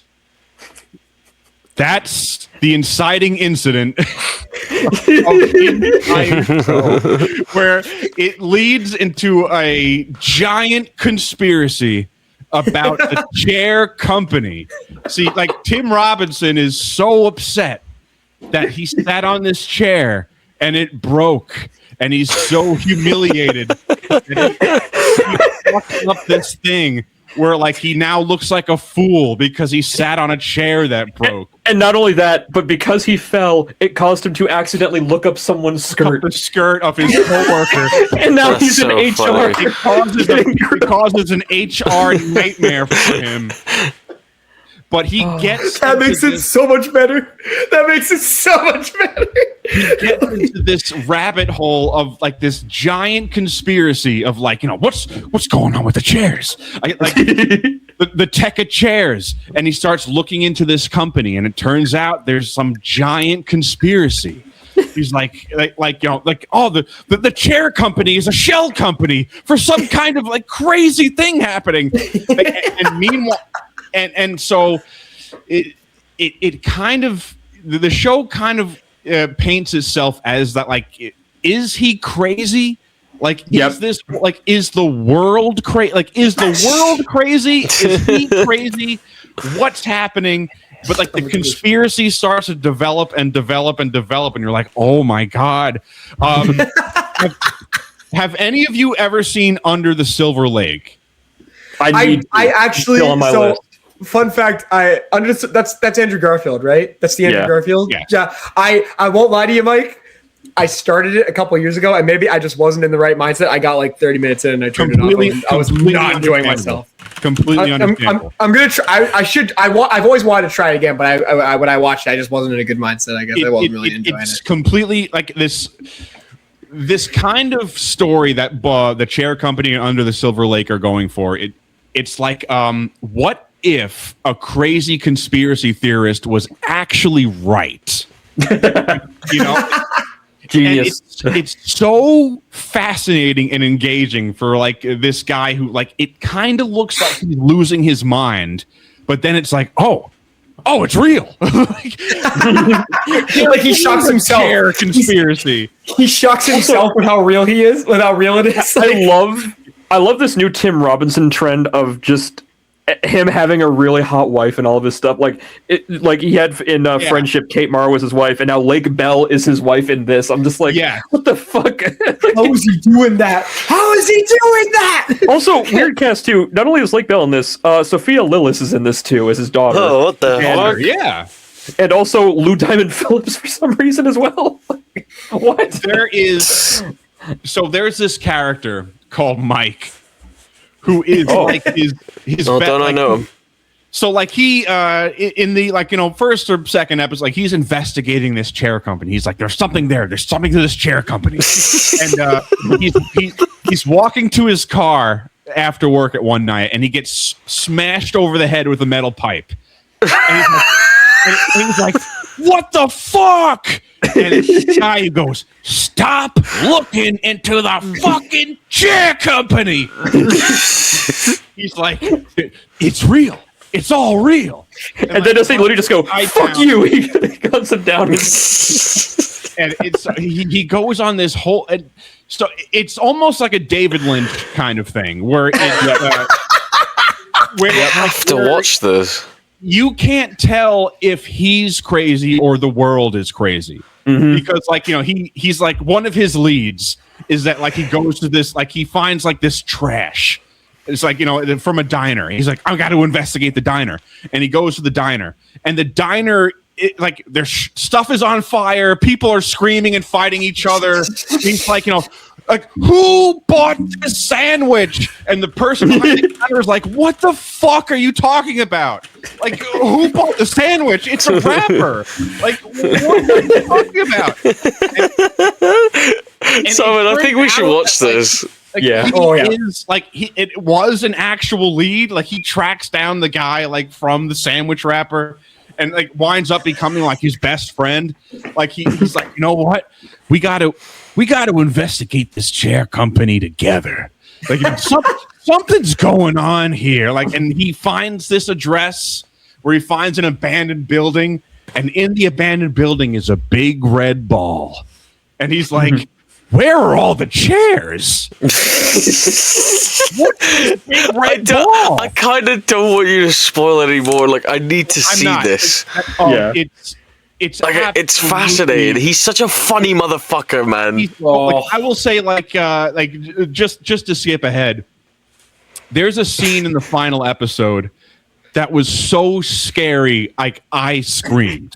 Like, and I never scream. Like, I'm completely emotionally dead to horror. Like, there's nothing that makes me go, oh shit! Like nothing does that. But there was a scene in the chair company like that made me almost stand up and go, fuck! Holy shit! for like a plot as ridiculous as an evil chair company, and like this guy is losing his mind trying to like discover the secret of like, why did the chair break? Why is this happening to me?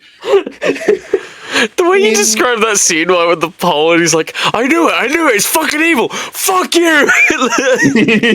I need to see this fucking show. Yeah, like, there's a scene where something happens to him at work, where because at work he's losing his job. Everybody thinks he's a fool now because of his chair incident. And he gets on his computer and he's like typing. Yes. And he's looks like he's typing something important. And it cuts to the screen, and it's just fuck on a notepad. There is one joke in this, Mike. I don't know if you felt the same way, but I was like, my mind was blown because I'd never seen this parody before, ever. When he is looking at a song from his childhood, and he's reading all the comments, going, "Oh man, I used to listen to this when I was just 5 years old, and now I'm 65." And then he's just crying, reading the comments. He goes, I feel the same way. I'm about 40. The title of the episode. Hold on. I gotta get the title of the episode. Hold on. Oh, so I need the title of the episode. Dude, I have to watch this fucking show. Tim Robinson is generational. Okay, so yeah, no, it was episode 1, and it goes, life goes by too fucking fast. It really does. That's the episode title. That's the name of it. Dude, every title. Okay, here's just some of the titles of the episode. Give me some. Let's see. Episode 3, at Brown Derby Historic Vids. A little bit of Hollywood.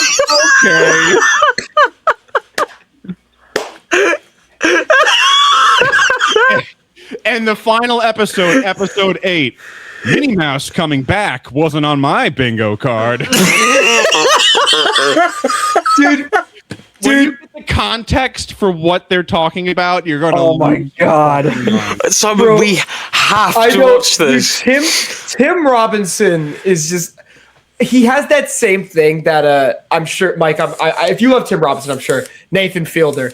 They have that thing. Even Nirvana the band a little bit. I don't know. If definitely in the same category. They're same, not quite the same. Like they're a little bit tamer, I think. They are like it is that kind of humor, like that niche humor of like throw everything at the wall and see what happens. But then they just gets so elaborate. Like I think about The Rehearsal and the Paramount thing when he turns Paramount offices into a fucking Nazi scheme. Like with Nathan Fielder. Like it's like you watch that and you're like, I can't believe this is happening. I can't believe this is how far this is going. I can't believe I'm laughing so much, but it's also like it's so deeply scary. integrated. It's scary to see a human being do something like that. Nathan Fielder has that like in The Rehearsal and in like Finding Francis is another one where that happens. He did the curse with Emma Stone, like that shit. That like, kills me. Perfect example. Like The Curse is such a like.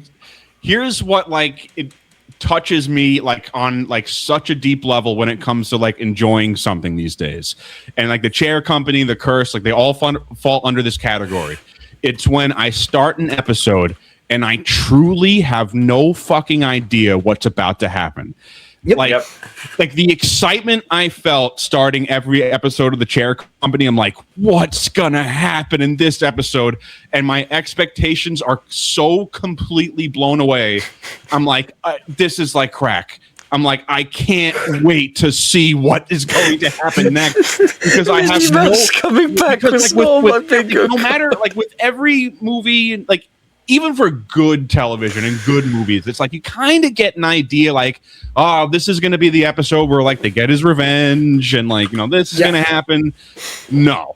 With this, it's like, what just fucking happened? Like, I can't believe what I'm Simon, we're watching right this. now. We have to tune in. This is incredible. I think that's kind of what made Barry so great as well, even though it's like a very different kind of show. What a Barry, show. Another one. I miss Barry every day. Every time Barry, like an episode of Barry starts where you think it's going to, but then it gets so fucking far to where you're expecting it, particularly in the later seasons, like in 3 and 4, you get to the end of it and you're like, I can't believe we got from this to this. Like, this is actually insane. Especially that last season. Unpredictable. Completely unpredictable. That fucking episode with the shadow. And like they just had like the morph suit just standing there. The fuck was that? That fucking freaked me. Oh. I will say I love Tim Robinson. One of my favorite bits ever was from I Think You Should Leave. Is when he goes 55 fries, 55 hot dogs. No, not that one. It's the one where he's like, "Hey guys, we know you love Corn Cob TV and our most popular show, Coffin Flop," and then the bodies start falling out of the coffin, and he's like, "People are saying that you must have rigged something. You must have been irresponsible. I didn't do fucking shit. I didn't do shit. I didn't do anything to fuck Coffin Flop. You think I love Corn Cob TV?" Imagine that. But for 40 minutes. And it looks like do that. I was gonna say my Chair Company is. It's a 40 minute I Think You Should Leave sketch for 8 episodes. And it's like serious. Like it paints it like so serious and you're just like, wait a minute. We have to watch this. Even American Vandal was also that. American Vandal, like the whole the conspiracy of like it's just all these dicks drawn on cars, but it's taken so seriously. Like any joke that's made in the show is not at the expense of the fact that there's dicks being drawn on cars. It's like the seriousness is what makes it so funny. I don't know if you've seen American Vandal, Mike, but if you that's like one of the. I know of it though. I know of it. No, the first season, season two was a lot like darker and more fucked up, and like I liked it, but it was definitely like a bit different. Season 1, American Vandal, if you're looking for something that like it starts off and it's like it's unpredictable, and you're just like you're killing yourself laughing because they're taking it so seriously, and you have no idea why. You have no idea like what next ridiculous development's gonna happen. Oh like, shit! Dude. No, I did watch that. Yes, that was a long time ago. Shit, that, almost 10 years ago. American Vandal is like one of the best things. It's one of the best things Netflix ever made. No, I weep at its death. I weep at its death. It makes me so sad. Mike, you got me fucking captivated, man. I was gonna say, Mike, did you like Friendship? I didn't. Okay, so Friendship is complicated. Okay. Believe me, I know these guys. Oh yeah. But it's Tim Robinson being Tim Robinson in a normal movie. Yes, true. It's like when I heard that Tim Robinson and Paul Rudd were getting together, I thought it was going to be something that the Chair Company became. Like Celery Man, like from Tim and Eric or something. Exactly. Like, I don't think he works with a movie. He doesn't. Like, if you put him in charge of a whole show, it's like it's always going to be the funniest thing you've ever seen. I fucking love Friendship. It's like if you're gonna put Tim Robinson in something, it better be like off the wall, like insanity. It has to be. He can't like have like the straight man. There can be no straight man to Tim Robinson. The whole universe has to be run on chaos in a Tim Robinson. Well, because I still think the best part of Friendship is that garage scene with fucking what's his name? Connor O'Malley. Connor O'Malley, the funniest guy of all time. He's like laughing to himself. He's like, Connor O'Malley, who are you? Get out of here! Who are you? Connor O'Malley is the perfect team up with Tim Robinson. He is. Because he is him. They're like one and the same. He's like his Vegeta to his Goku. Bro, imagine Tim Robinson and Nathan Fielder. Like, what would happen? I don't know what would happen. I don't think that would work. As much as I love, they're almost adversarial.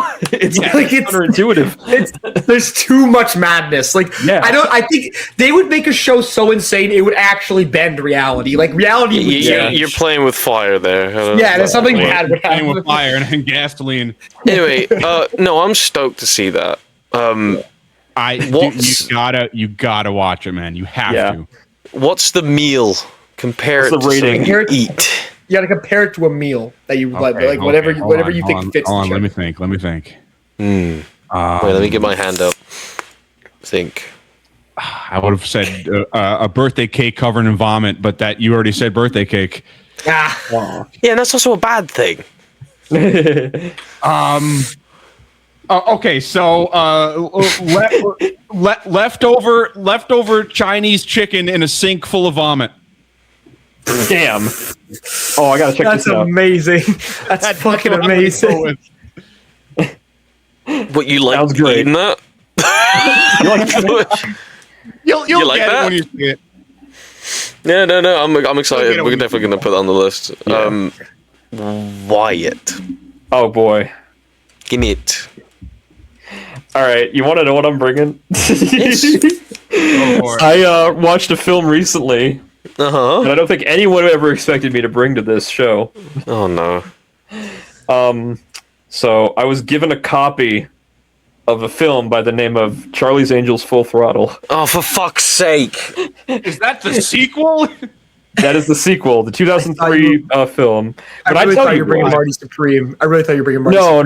No. Marty Supreme was excellent, though. I loved Marty Supreme. I thought it was fantastic. We got to see that. Big. Oh, Mike, I think you'd actually fuck with it a lot.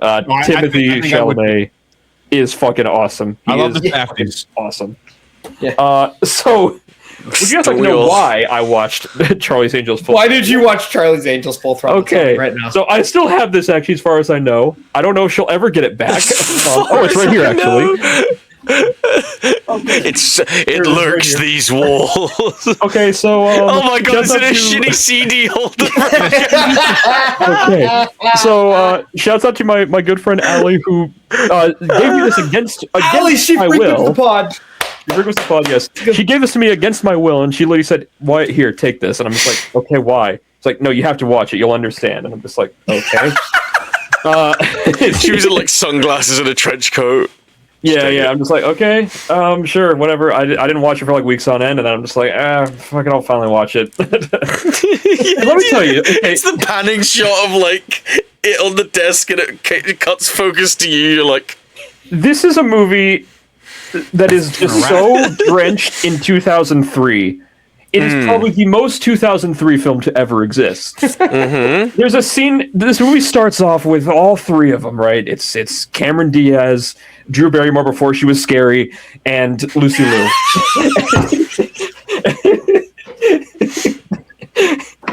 that's so fair. That's so And- fair. Dude, have you seen that show? Drew Barrymore before she was old. The Drew Barrymore talk show is one of the most horrifying things that you'll ever see. She's like You holding watch- their hand. Yeah, and I'm so excited for your project. Yeah. Oh god. But so this movie starts off. They're in like Tibet or something. They're in some snowy area, and they're trying to. They're taking out this I think faction of like terrorists or something. I don't know.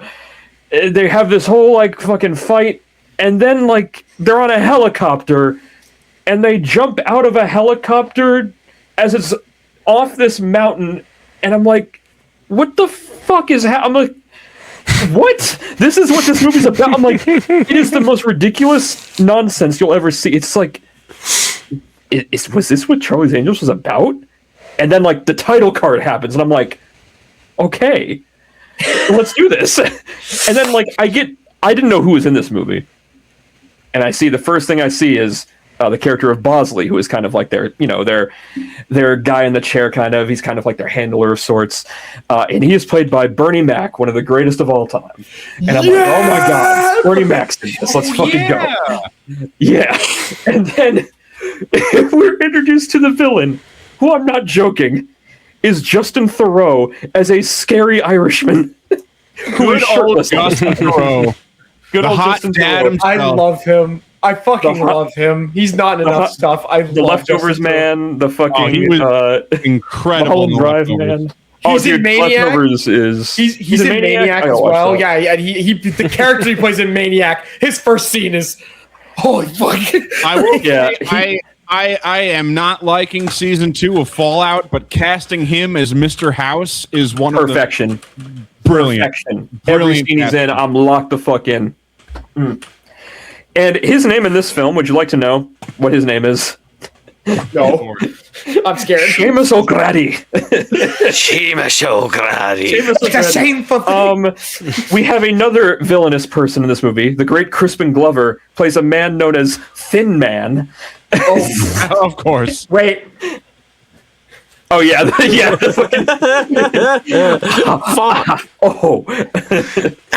Oh. And then we're introduced to another. God, so many beautiful women in this. We have Cameron Diaz. Drew Barrymore before she was scary. Lucy Liu. Demi Moore. Just is to in give her a this. full name. Debbie Moore. Oh my God. Just to Moore. give Drew Barrymore a full name. Her full Drew name. Barrymore bracket And- before she was scary bracket. Like I said, that opening scene is like them jumping off an exploding helicopter onto another helicopter, and there's a Rage Against the Machine song playing during it, and I'm like, huh? Bullseye parade. And then, no, actually, funny enough, it's Sleep Now in the Fire, which is a very weird one. I'm like, okay, weird one, but okay. When did this movie come from? I don't know. Well, it's directed by the great Mick G, I was who ended up in director jail after Terminator Salvation. I'm pretty sure. What a fucking Has travesty he made a that movie movie since is. then? Has he made a movie since then? I'm a look. I'm a look right now. No. You talk about Charlie's Christian Angels. Bale I'll give it. Yeah, that is the Terminator. That is the Christian Bale. It's fucking distracting. Oh, good for you. And how was it? And how was it? You know what, you're an We are fucking done professionally. Oh wow, Mick G did. Mick G did nice that guy. movie, The Babysitter, that came out like a little bit ago. He did The Babysitter. Yeah, What? he did 3 Days to Kill, which was bad. That shitty Kevin Costner action movie when he was like 70 years With old. Henry Cavill? Henry Cavill? No. No, okay, That's wait, not okay, him. no. Oh, that's Cold Light of Day. God, I'm getting them. We Are Marshall. Yeah, a very weird track record. A lot of romantic comedies and just weird action movies. But there's also like I said, Justin Theroux, when he shows up in this movie, he's completely shirtless, and he's the ex-boyfriend of Drew Barrymore's character, and they first encounter each other, and the first thing he says to her is, "Give me the ring." they're looking for this ring, basically, right? They're trying to track down these 2 rings that are secretly encoded with, like, I don't know, fucking doomsday bullshit or something. I don't fucking remember because I was just so locked in on Justin Theroux and his relationship with Drew Barrymore. And there's a part where they're fighting, like him and Drew Barrymore are fighting, and then they're like fake having sex as they're fighting because they're like, there's still something there between them. And it's like, what? And then, like, you know, a big explosion happens, they all escape, and then Justin Theroux is just walking through the fire looking menacing with this weird mohawk, and it is the craziest thing I've ever seen. And I'm like, why? Why have I... Worth the price of admission to me. Bro. Oh my god. It's just... And then, like, there's a fucking fight at the end that's just unbelievable that takes place in, like, the streets of Vegas, I Simon, think? this movie was written by John August. Yes, I noticed that. The guy who did The Nines. One of my favorite movies ever. Holy shit! Are you fucking serious? This movie was directed by Muck G and written by John August. When I saw his name in the credits, I like fucking shat my pants. I was like, what? Dude, Is John that why August is responsible for like all the cool shit? Is that why Alan shit. gave this to you was for John August? Because that would be the No, I don't think she knows, man. But now there's a connection now. Now I am bound with this movie now, and I'm never giving it back, you fucking bitch. No. He wrote both Charlie's Angels. What a weird... Yeah, it's like...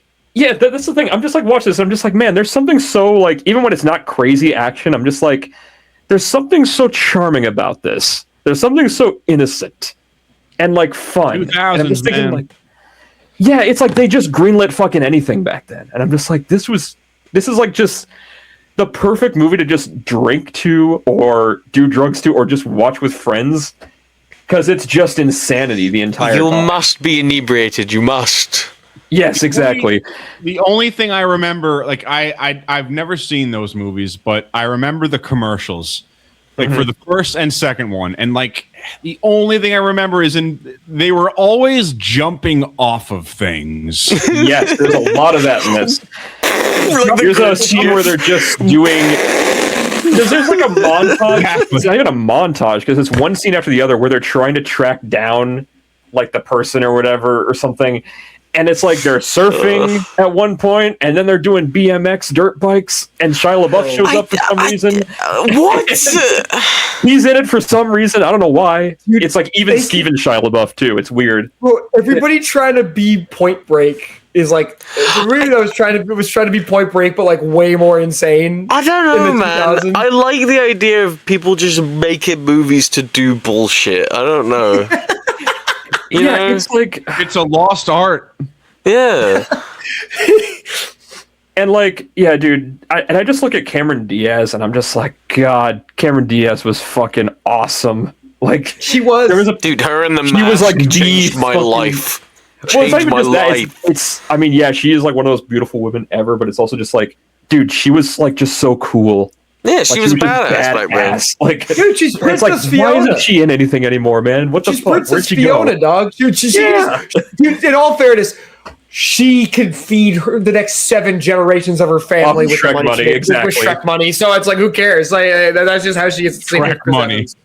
Shrek money. We make a Shrek money. Shrek money. We make Shrek money. Just to bring up just a slight little gag from the chair company, there is a Oh God. there is a bit with Scrooge money.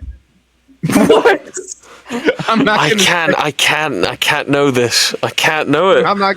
I'm not gonna This say any more than Scrooge money. Yo, I paid for Coke with Scrooge money. Cass, you better bring the most awesome thing whenever Wyatt's done, because this is the best lineup for bringing. I think I might have to show you all just the fucking that opening scene. I might have to show you that helicopter because it is. It has to be seen to believe. I'm locked in. All right. But no, it's like okay. Well, yeah. It's great. It's fucking so much fun. It's perfect. There's a line from Bernie Mac that's just brilliant towards the end of the movie when it's like they're fighting over like the skies of like Vegas. So they're like swinging off of like fucking something. I don't know what they're swinging off of something or whatever. They're jumping off of something always. Yeah. And Bernie Mac just looks up and just goes, "It's raining white women." It just so encapsulates everything about that film and that Like period of time. he drops his sunglasses. He's like, oh, he's a white woman. It's like the scene. It's like the scene in Cloudy with a Chance of Meatballs when the burgers start falling and they're all looking up and And also, it's just like my all-time favorite Bernie Mac quote was from the Bernie Mac show. yeah. He's scolding his daughter in one scene, and he's like, "If you don't shut up, I'm going to buy a pretty pink coffin." Yeah. That show is fucking genius. I love that show so much. Charlie's Angels for no reason at all. Yeah. There you go. There you go. Well, yeah, because the whole thing with that show, I guess, was like the hair flip was like the iconic thing when they would like take off the helmet. It would just be like that. Like that was like the whole thing. And it's like then they did that weird reboot, if you remember, in like 2019 that Elizabeth Banks did. It was awful movie. Yeah. They tried to make it like Angels in 2019. They did, and it starred Kristen Stewart, Naomi Scott, and I don't fucking remember. I think it was Mackenzie Davis. I think it was Mackenzie. Maybe I don't know. It was directed by fucking Elizabeth Banks, and she was also in it as Bosley. Really under my radar. Yeah. It's awful. Well, everyone hated it, so it's fucking awful. Like, because that tried to make Charlie's Angels like bigger. They tried to make it like deeper, I think, than it actually was, and I'm like, I don't think that's the. Oh wow, yeah, I'm looking at this right now. I want to see hot women on my television. Literally, that's what Charlie's Angels Full Throttle is about. Like, you just see a bunch of hot people doing cool things. That's all it is. You got Justin Theroux being hot, Bernie Mac being hot, and Kristen Stewart, Naomi Scott, Ella Balinska stars Elizabeth Banks. Digimon Honsu is in this. Oh no! I like Patrick him. Stewart is in this. He's Charlie. Yeah. I've never heard of this in my life. He plays Charlie in the reboot. Yeah. Well, the thing with Charlie is that you never see him. Like, he's always just a speaker or something. Wait, I just. We're talking about Charlie's Angels. It just reminded me. Do you? This is super niche. Do you guys remember in like 2016 when Corey Feldman had his album that was called Corey's Angels, and every one of the songs, dude, Corey Feldman made an album. And it was awful. It's one of the worst like series of songs ever made. And he starts off every single one with him being Charlie and going, "Hello, angels," and he like talks and it's like these random hot women, and it goes to him like saying the most insane auto-tuned rap verses you've ever heard in your life. It's I highly recommend it. It's horrible. I highly recommend Feldman. Oh, Corey. Wyatt, what's the meal? Well, I'm gonna give you the most 2000s meal I can imagine. So let's see here. This gets the I'm trying to think. What was the big 2003 food item? Let's go with this is a Lunchables Max meal with a Capri Sun. God damn. And that's fucking attractive. And what were those? Oh, do you remember Swoops? Those like Pringles, but they were like chocolate Pringles. Do you remember those? Ooh, I kind of do actually. I do kind of remember Swoops. That just hit. I never ate them. Doritos. Yeah, those were badass. What were those things? Grips? Remember those? They were like bite-sized cheeses. Like what the fuck are you guys talking about? Oh yeah. Yo, you want to get some grips? Yo, Dunkaroos. Give me some. Hit me with some motherfucking fucking grips. Hit me with some Dunkaroos, bro. All right. Well, go watch it. It's a good movie. Anyway. Thank you, Ali, for this beautiful experience. I'm gonna start my my thing by saying oh my god, this fucking film that I'm bringing changed my life. It's made me see the light in this franchise, right? Mike, have you seen the new 28 Years Later movie? I haven't seen the Bone Temple. Right. I saw the You saw 28 Years Later from last year. Did you like it? Yeah. Did you like it? Did you like it? I did. It Okay. it you know it didn't it was different. It was I appreciated the directions that they went. It was different. I liked it. Yes. The more I think about it, the less I like it, but I still think it's a very well-made movie, and it was one of my favorites of the year. Absolutely. It's a true director's vision, and it's hard to see. Exactly. Danny Boyle, my goat. I miss him every day. He's dead, if you didn't know. Okay, no. I think it does suffer from the fact that it turns out to be part one of a two-part movie. Yeah, that is true. That I was okay. So here's the thing. If you didn't know, my pick is the Bone Temple. Yeah, because I dwelled on it for however long it's been. What, 5 days since I've seen this movie? I genuinely think this is the best 28 movie out of all of them. I think this beats the original. but Because Days is truly a miracle for when it came out. I think the fact that it's filmed on cameras that can only resolute up to 480p makes it so brilliant and such a unique style of horror movie. Like, I love watching all the backstage shit about how they literally closed off the streets of London for a max of like 20 minutes so they could film everything. And they had a whole crew fucking tip a bus over and shit. Love stuff like that.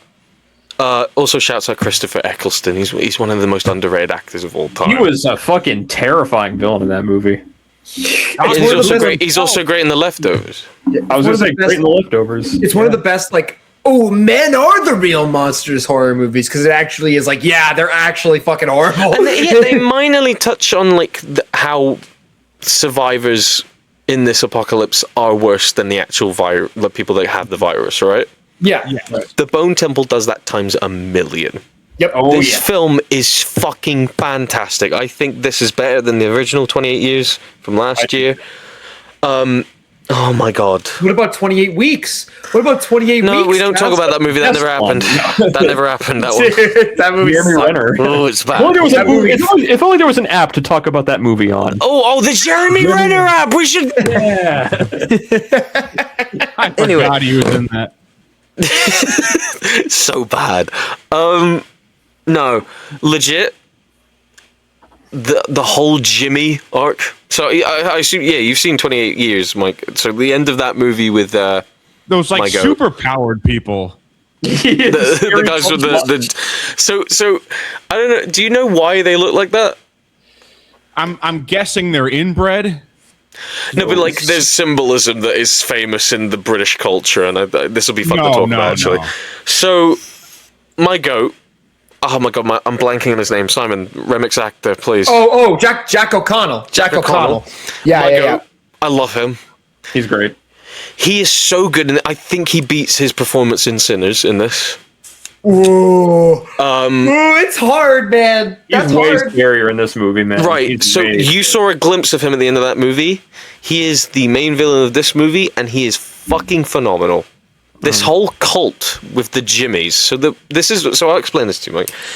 We had a children's entertainer on TV in the 80s, 90s. His name was Jimmy Savile. Oh, I know. You know about him being a sex pest and everything, and being a pedophile and all this? I know that. They're based on his look. So they copied his tracksuit, the wig, and they named him Jimmy. And I was like, that's tremendous, because that makes him fucking hilarious and also terrifying at the same time. Well, it's also cool because it's like, for him, like that character, like the sex stuff he didn't find out about in the movie technically because it didn't happen. Dude, no, that's what I'm saying. The movie is set in a time where no one had any entertainment for 28 years, so he still thinks in his mind that Jimmy Savile is a good person. That's why it's ironic that he ends up being the bad guy. In like 2003 or something. Like, It's only in the UK. Everyone else Only is fine. in the UK. I also think it's hilarious how they retconned Weeks entirely and said, because at the end of that movie, well, the end of that movie, they said, "Oh, they're all in Paris. It's spreading worldwide." And then in years, they were just like, "Oh no, the world took care of it." Like they easily got rid of the virus, and then just kept it in the UK. They were just like, "Shove them in the UK. We don't care," which I think is brilliant because, oh man, all right. Again, I'm not going to spoil a lot because I'm going to force you to fucking watch this movie, Mike. Because so how did they? Well, you don't have to. Like, maybe they answered this in 28 years. Like, I don't know if they kept this canon because I'm pretty sure they got rid of this in 28 weeks. But I thought it was a pretty cool plot point for a zombie apocalypse movie is that all you got to do is wait until the zombies starve. Like when they starve, like it's over. Like, but I think like in 28 weeks it was just like no, they're back. That's what I mean. They were touching on it, and I think that was the only thing they kept is that I don't think the zombies can die out truly. I think they starve at a very slower pace. Yeah. So they stuck around for literally 28 years. That's the whole point of like. Yeah. That's why I'm glad they made that last film because that shit was good. And then this one, there's barely any violence with the zombies. There's like 2 scenes that has the T-virus involved. Yes, and even then, I think this movie is way more gross, way more gory, way more violent than 28 years. There is a scene where the Jimmy group do something to a group of survivors in a barn. I'll just say it's so hard to watch. I'll just say it involves shirts. Yeah. That's all you gotta know. Yeah. Yeah. I cannot fucking believe how good Ralph Fiennes is in this movie. Ray Fiennes. So good. He was so good in the first one. This might be his best role in this film. Is incredible in this film. He is unbelievable. His whole plot point. So, I don't want to spoil it because it is fucking incredible. Well, he had the whole plot with his experiment with the. Yeah, he's a doctor, so he's trying to cure it. Yeah. I won't spoil anything, but he gets to a certain point, and there is a interaction with him and someone that's mutated, and it becomes the crux of the film. From his perspective. The Alpha, right? Yeah, the Alpha. It is Samson. Samson's in the first movie, and it's not a spoiler to say he's in the Bone Temple. He's in all the marketing for it, so he's in. Like, by the way, I will say this: my big complaint with this film. They reduced his dick size in this film, I thought. They made his cock smaller, I agree. I saw his cock and I went, no, you took an inch. It was way bigger. It was a bigger cock. Take a mile. It is funny knowing now that's a Denny Boyle decision. Or a kilometer. There's a lot of cock in this film, by the way. There's like 3 different penises I see in this film. There's always cock in the 28 Days Later movies. I'm going to say this also, too. Go on. Kid, the Spike, the actor who plays him. Spike. Oh my god, he's so good at this. Phenomenal. Like, where's his opening scene, he's traumatized, right? And he somehow makes it into the Jimmy group, and like all of that dynamic is great. But like, no, like, oh fuck, soundtrack. There's a Radiohead song in there. There's so much Duran Duran. I'm such a big fan of Duran Duran. So when Goals of Film starts playing, I'm like, it's not Danny Boyle, is it? No. Nope. So it's written by him. It's like the same. It's written by him and Alex Garland. Him and Alex Garland, who wrote the original movie. Yeah, it's his vision pretty much. But he got That's cool. What's her name? Nea DaCosta. Nea DaCosta, who did a fucking excellent job. I couldn't even tell it wasn't Danny Boyle. Yeah. Genuinely. The only thing that's lacking is some of those crackhead shots that Boyle had in the last. Yeah, true. There's a few where like Ray Fiennes is like standing there, and then you see the Alpha in the background, and he quietly goes, ah! And then it just jump shots to his face, like right there, like. Ah! Like I said, that's my favorite dynamic in the whole film. The Doctor and Samson, but the fucking final scene. This is what I'm talking about, Ray. Like, this is his fucking scene, right? In any movie. Like, have you seen the poster for this with like Ray Fiennes going Like, when he's in the fire, when he looks like Quan Chi. I'm just saying, it's like it's so weird. I'm just like, what could possibly be the context for this? And then, like, when you're watching the movie and that happens, you're just like, what? Like, it's an audible, like, I cannot believe what's happening. They cross paths, right? So the end of the movie is that the Jimmies and the Doctor is like the big ending of the film. What they do with that, I was like gripping my seat. I was like trying not to like be giddy. Oh, I was having this film is amazing. I was like, no way, dude. It's because Jimmy Crystal is such a fascinating form of evil. Because, I was like, so fucking into it. Cass, I told Simon this. Yeah. This entire character is literally my dad works at Nintendo. It's amazing because this sees with the other Jimmy minions are like, what if this is just like bullshit? Like, what if he isn't like a leader or anything? And Jimmy Crystal's like, oh well, I better go and be the leader and go do this thing right now. And it's like he's got a shit-eating grin on his face. That's so like, good. The ending of the movie is obviously like the Jimmys like meeting Dr. Kelson. Again, not spoiling. There is one scene where Jimmy and the Doctor have a conversation. And it's one of the most fascinating scenes in the movie. Loved it. It happens earlier, and like because Jimmy is so manipulative and he's so evil, he's so bad, and he's been molded by like the because like 28 years they even like with the community that Spike's from. There's clearly like some sort of religious. And Jimmy's got like the upside down cross and everything. The upside down cross, clearly turned to Satanism and all that. And it's that thought of like, does he really believe that he is the son of Satan? Like, does he truly believe that? Like, is that something that he like really thinks? And like without spoiling, like the way like that gets like sort of like like taken apart is just brilliant. And the Samson stuff, again, not spoiling, that is what put it over. Well, I'll say for me. Samson has his own little moment with something to do with a train. I was blown away.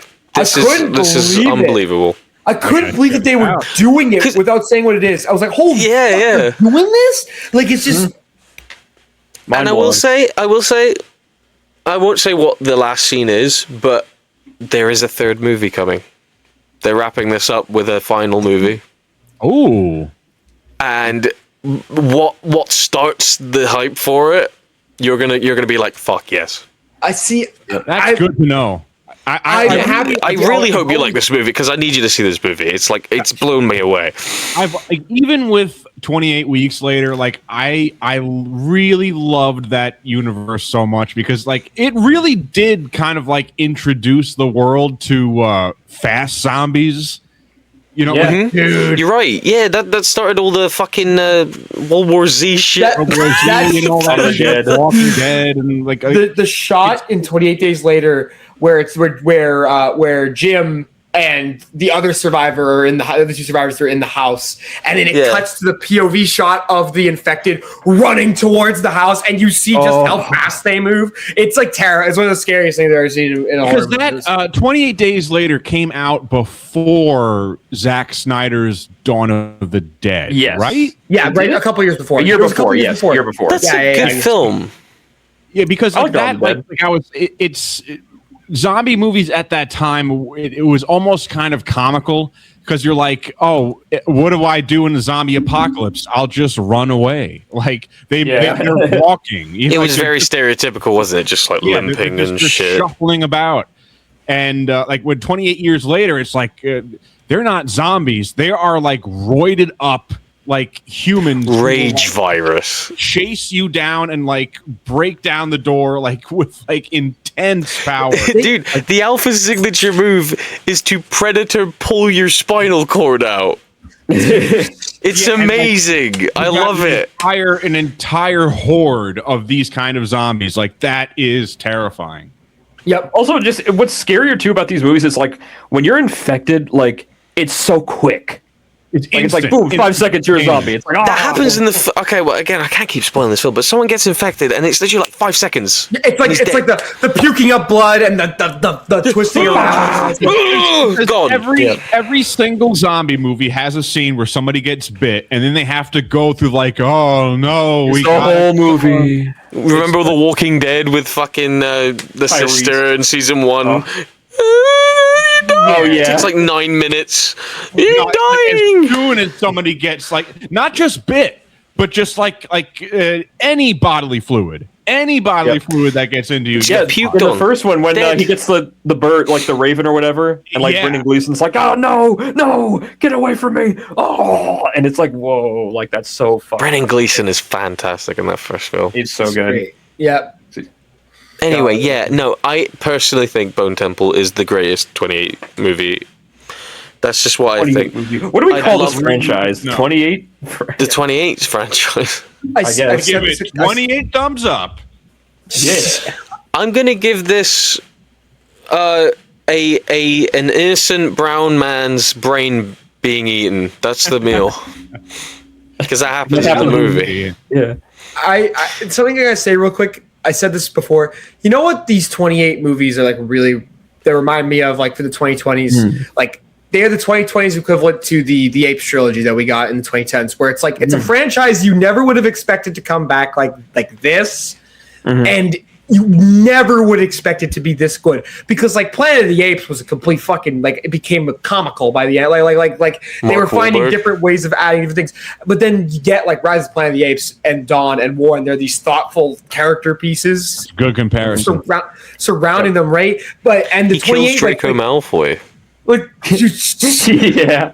oh, it's awesome. It's awesome. But 28 No! Oh man, I had when I saw that movie in the movie theater, I had like a comical, stereotypical experience with an audience, like with the guy who doesn't shut up and he goes, "Don't open that door! Don't do this! Don't do that!" Oh, God. So we get to the scene. We get to the scene where with Draco Malfoy, and he goes, "No!"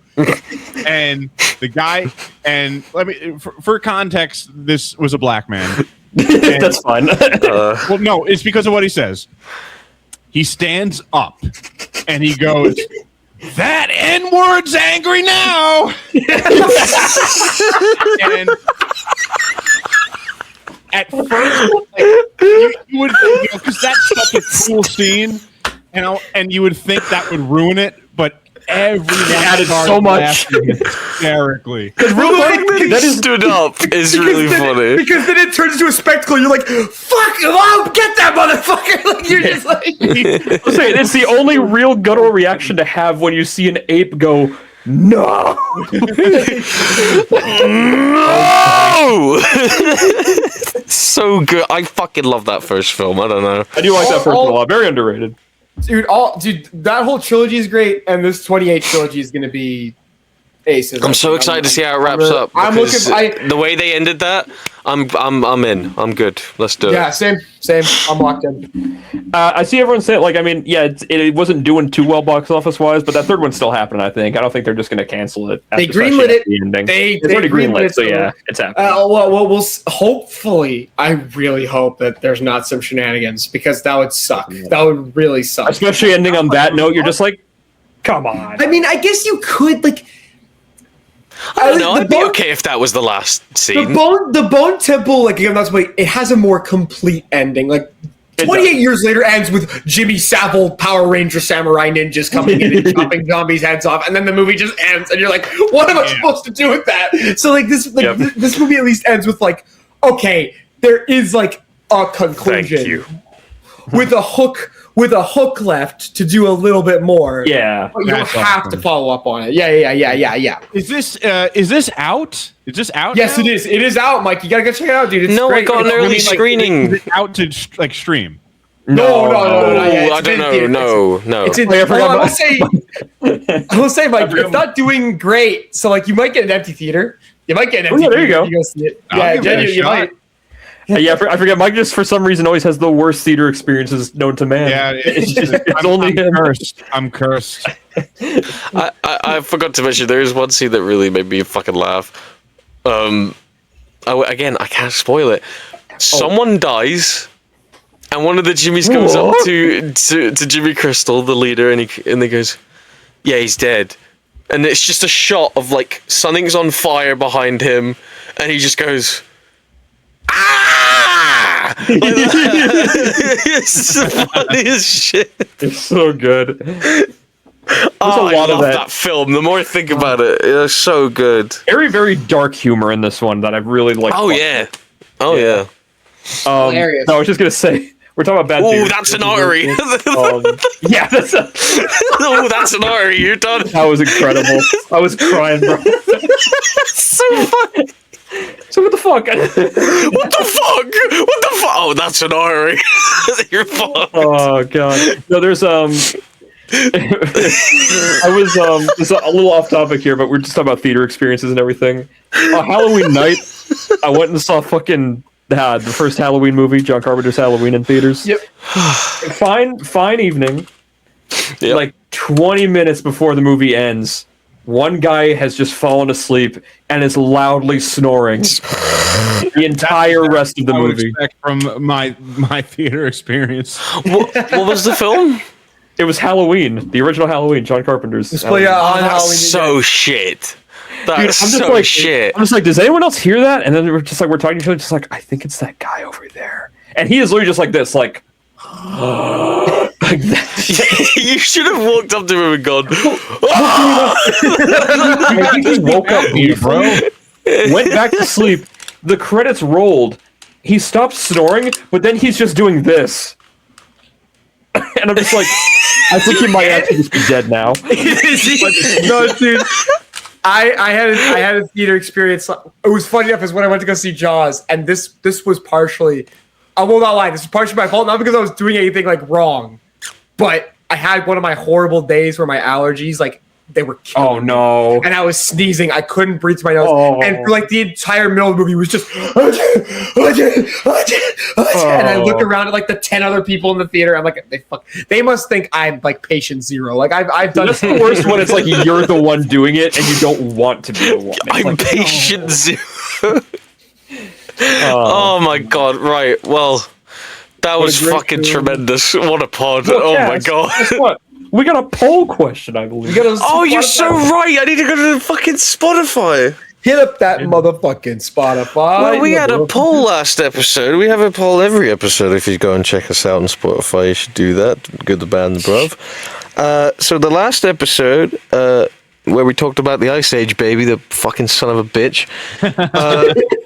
Right. So my poll question was, what is the worst thing in this list? So your options, in third place with no votes was a Savoy sausage. So people like the Savoy. That's cool. It's a pretty good sausage. In second place with one vote each was Madagascar 3, Europe's Most Wanted, and F1 racer Jensen Button. So they're both equally as bad. I hate both of those people. In first place with 2 votes, at least 5 crows. What? It's a murder. Oh. Yeah. You never really funny. 5 crows. Yeah, come on. Like, you never see 5 crows. It's always either 1 or 2 or like a million. You never see like 5 crows. I summon the power of 7 different frogs. A wall of frogs comes up. A bowl of frogs? Wall. A bowl of frogs. Imagine like a bunch of frogs stacked up on top of each other, but they're all jumping at the exact same time, so they stay stacked on top of each other. Like that. This has been a tremendous episode of the Band of Bruv. I want to thank our boy Mike Peterson for being here. Mike, course. seriously, Anytime, fellas. Anytime. You always bring the good discussions. It's very fun. Just get these out.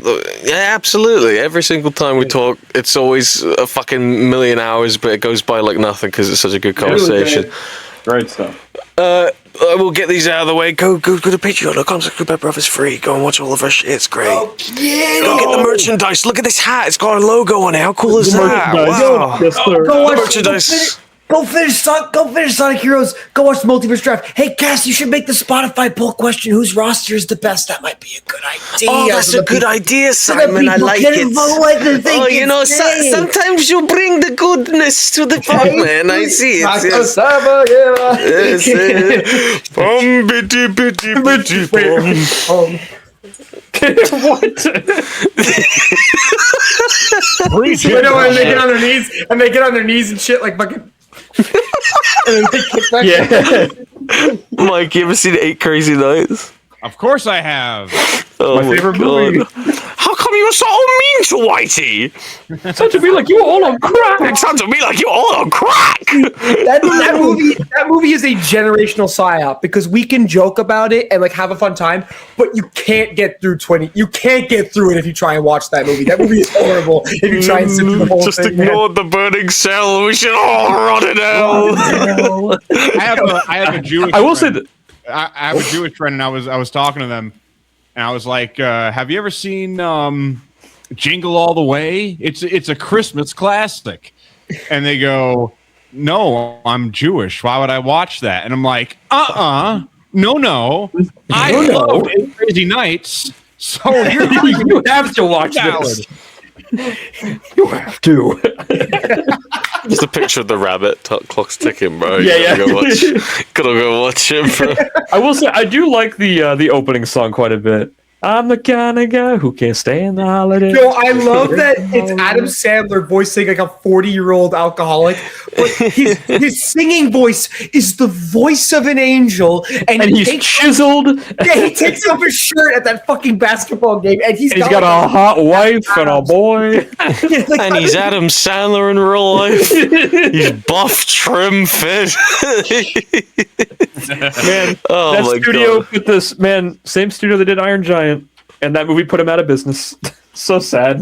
oh no, We're getting out of here, bro. Fuck's sake. That is the highest of highs. And the The lowest of lows. How do you go from Iron Giant to 8 Local Crazy viewer, Nights? I want to thank you for watching The Good, the Bad, the Brother. I hope your next shit is I'm like gonna a good play one. Spider-Man I want a PS1 good on my one. PSP as we go along. Yo, Goodbye. Real quick, Cass. You have to go. Cass. Knock knock. Speak. Who's there? Shadow Labyrinth Winslow. Thank you for watching The Good, the Bad, and the Rest. Graggle Simpson is coming. Michael Simpson is here. That's the equivalent of what the fuck? Oh, that's an artery. You're fucked. That's an artery. Shadow Labyrinth. Oh, well, that's it, bro. You got it. That's an artery. You're dead.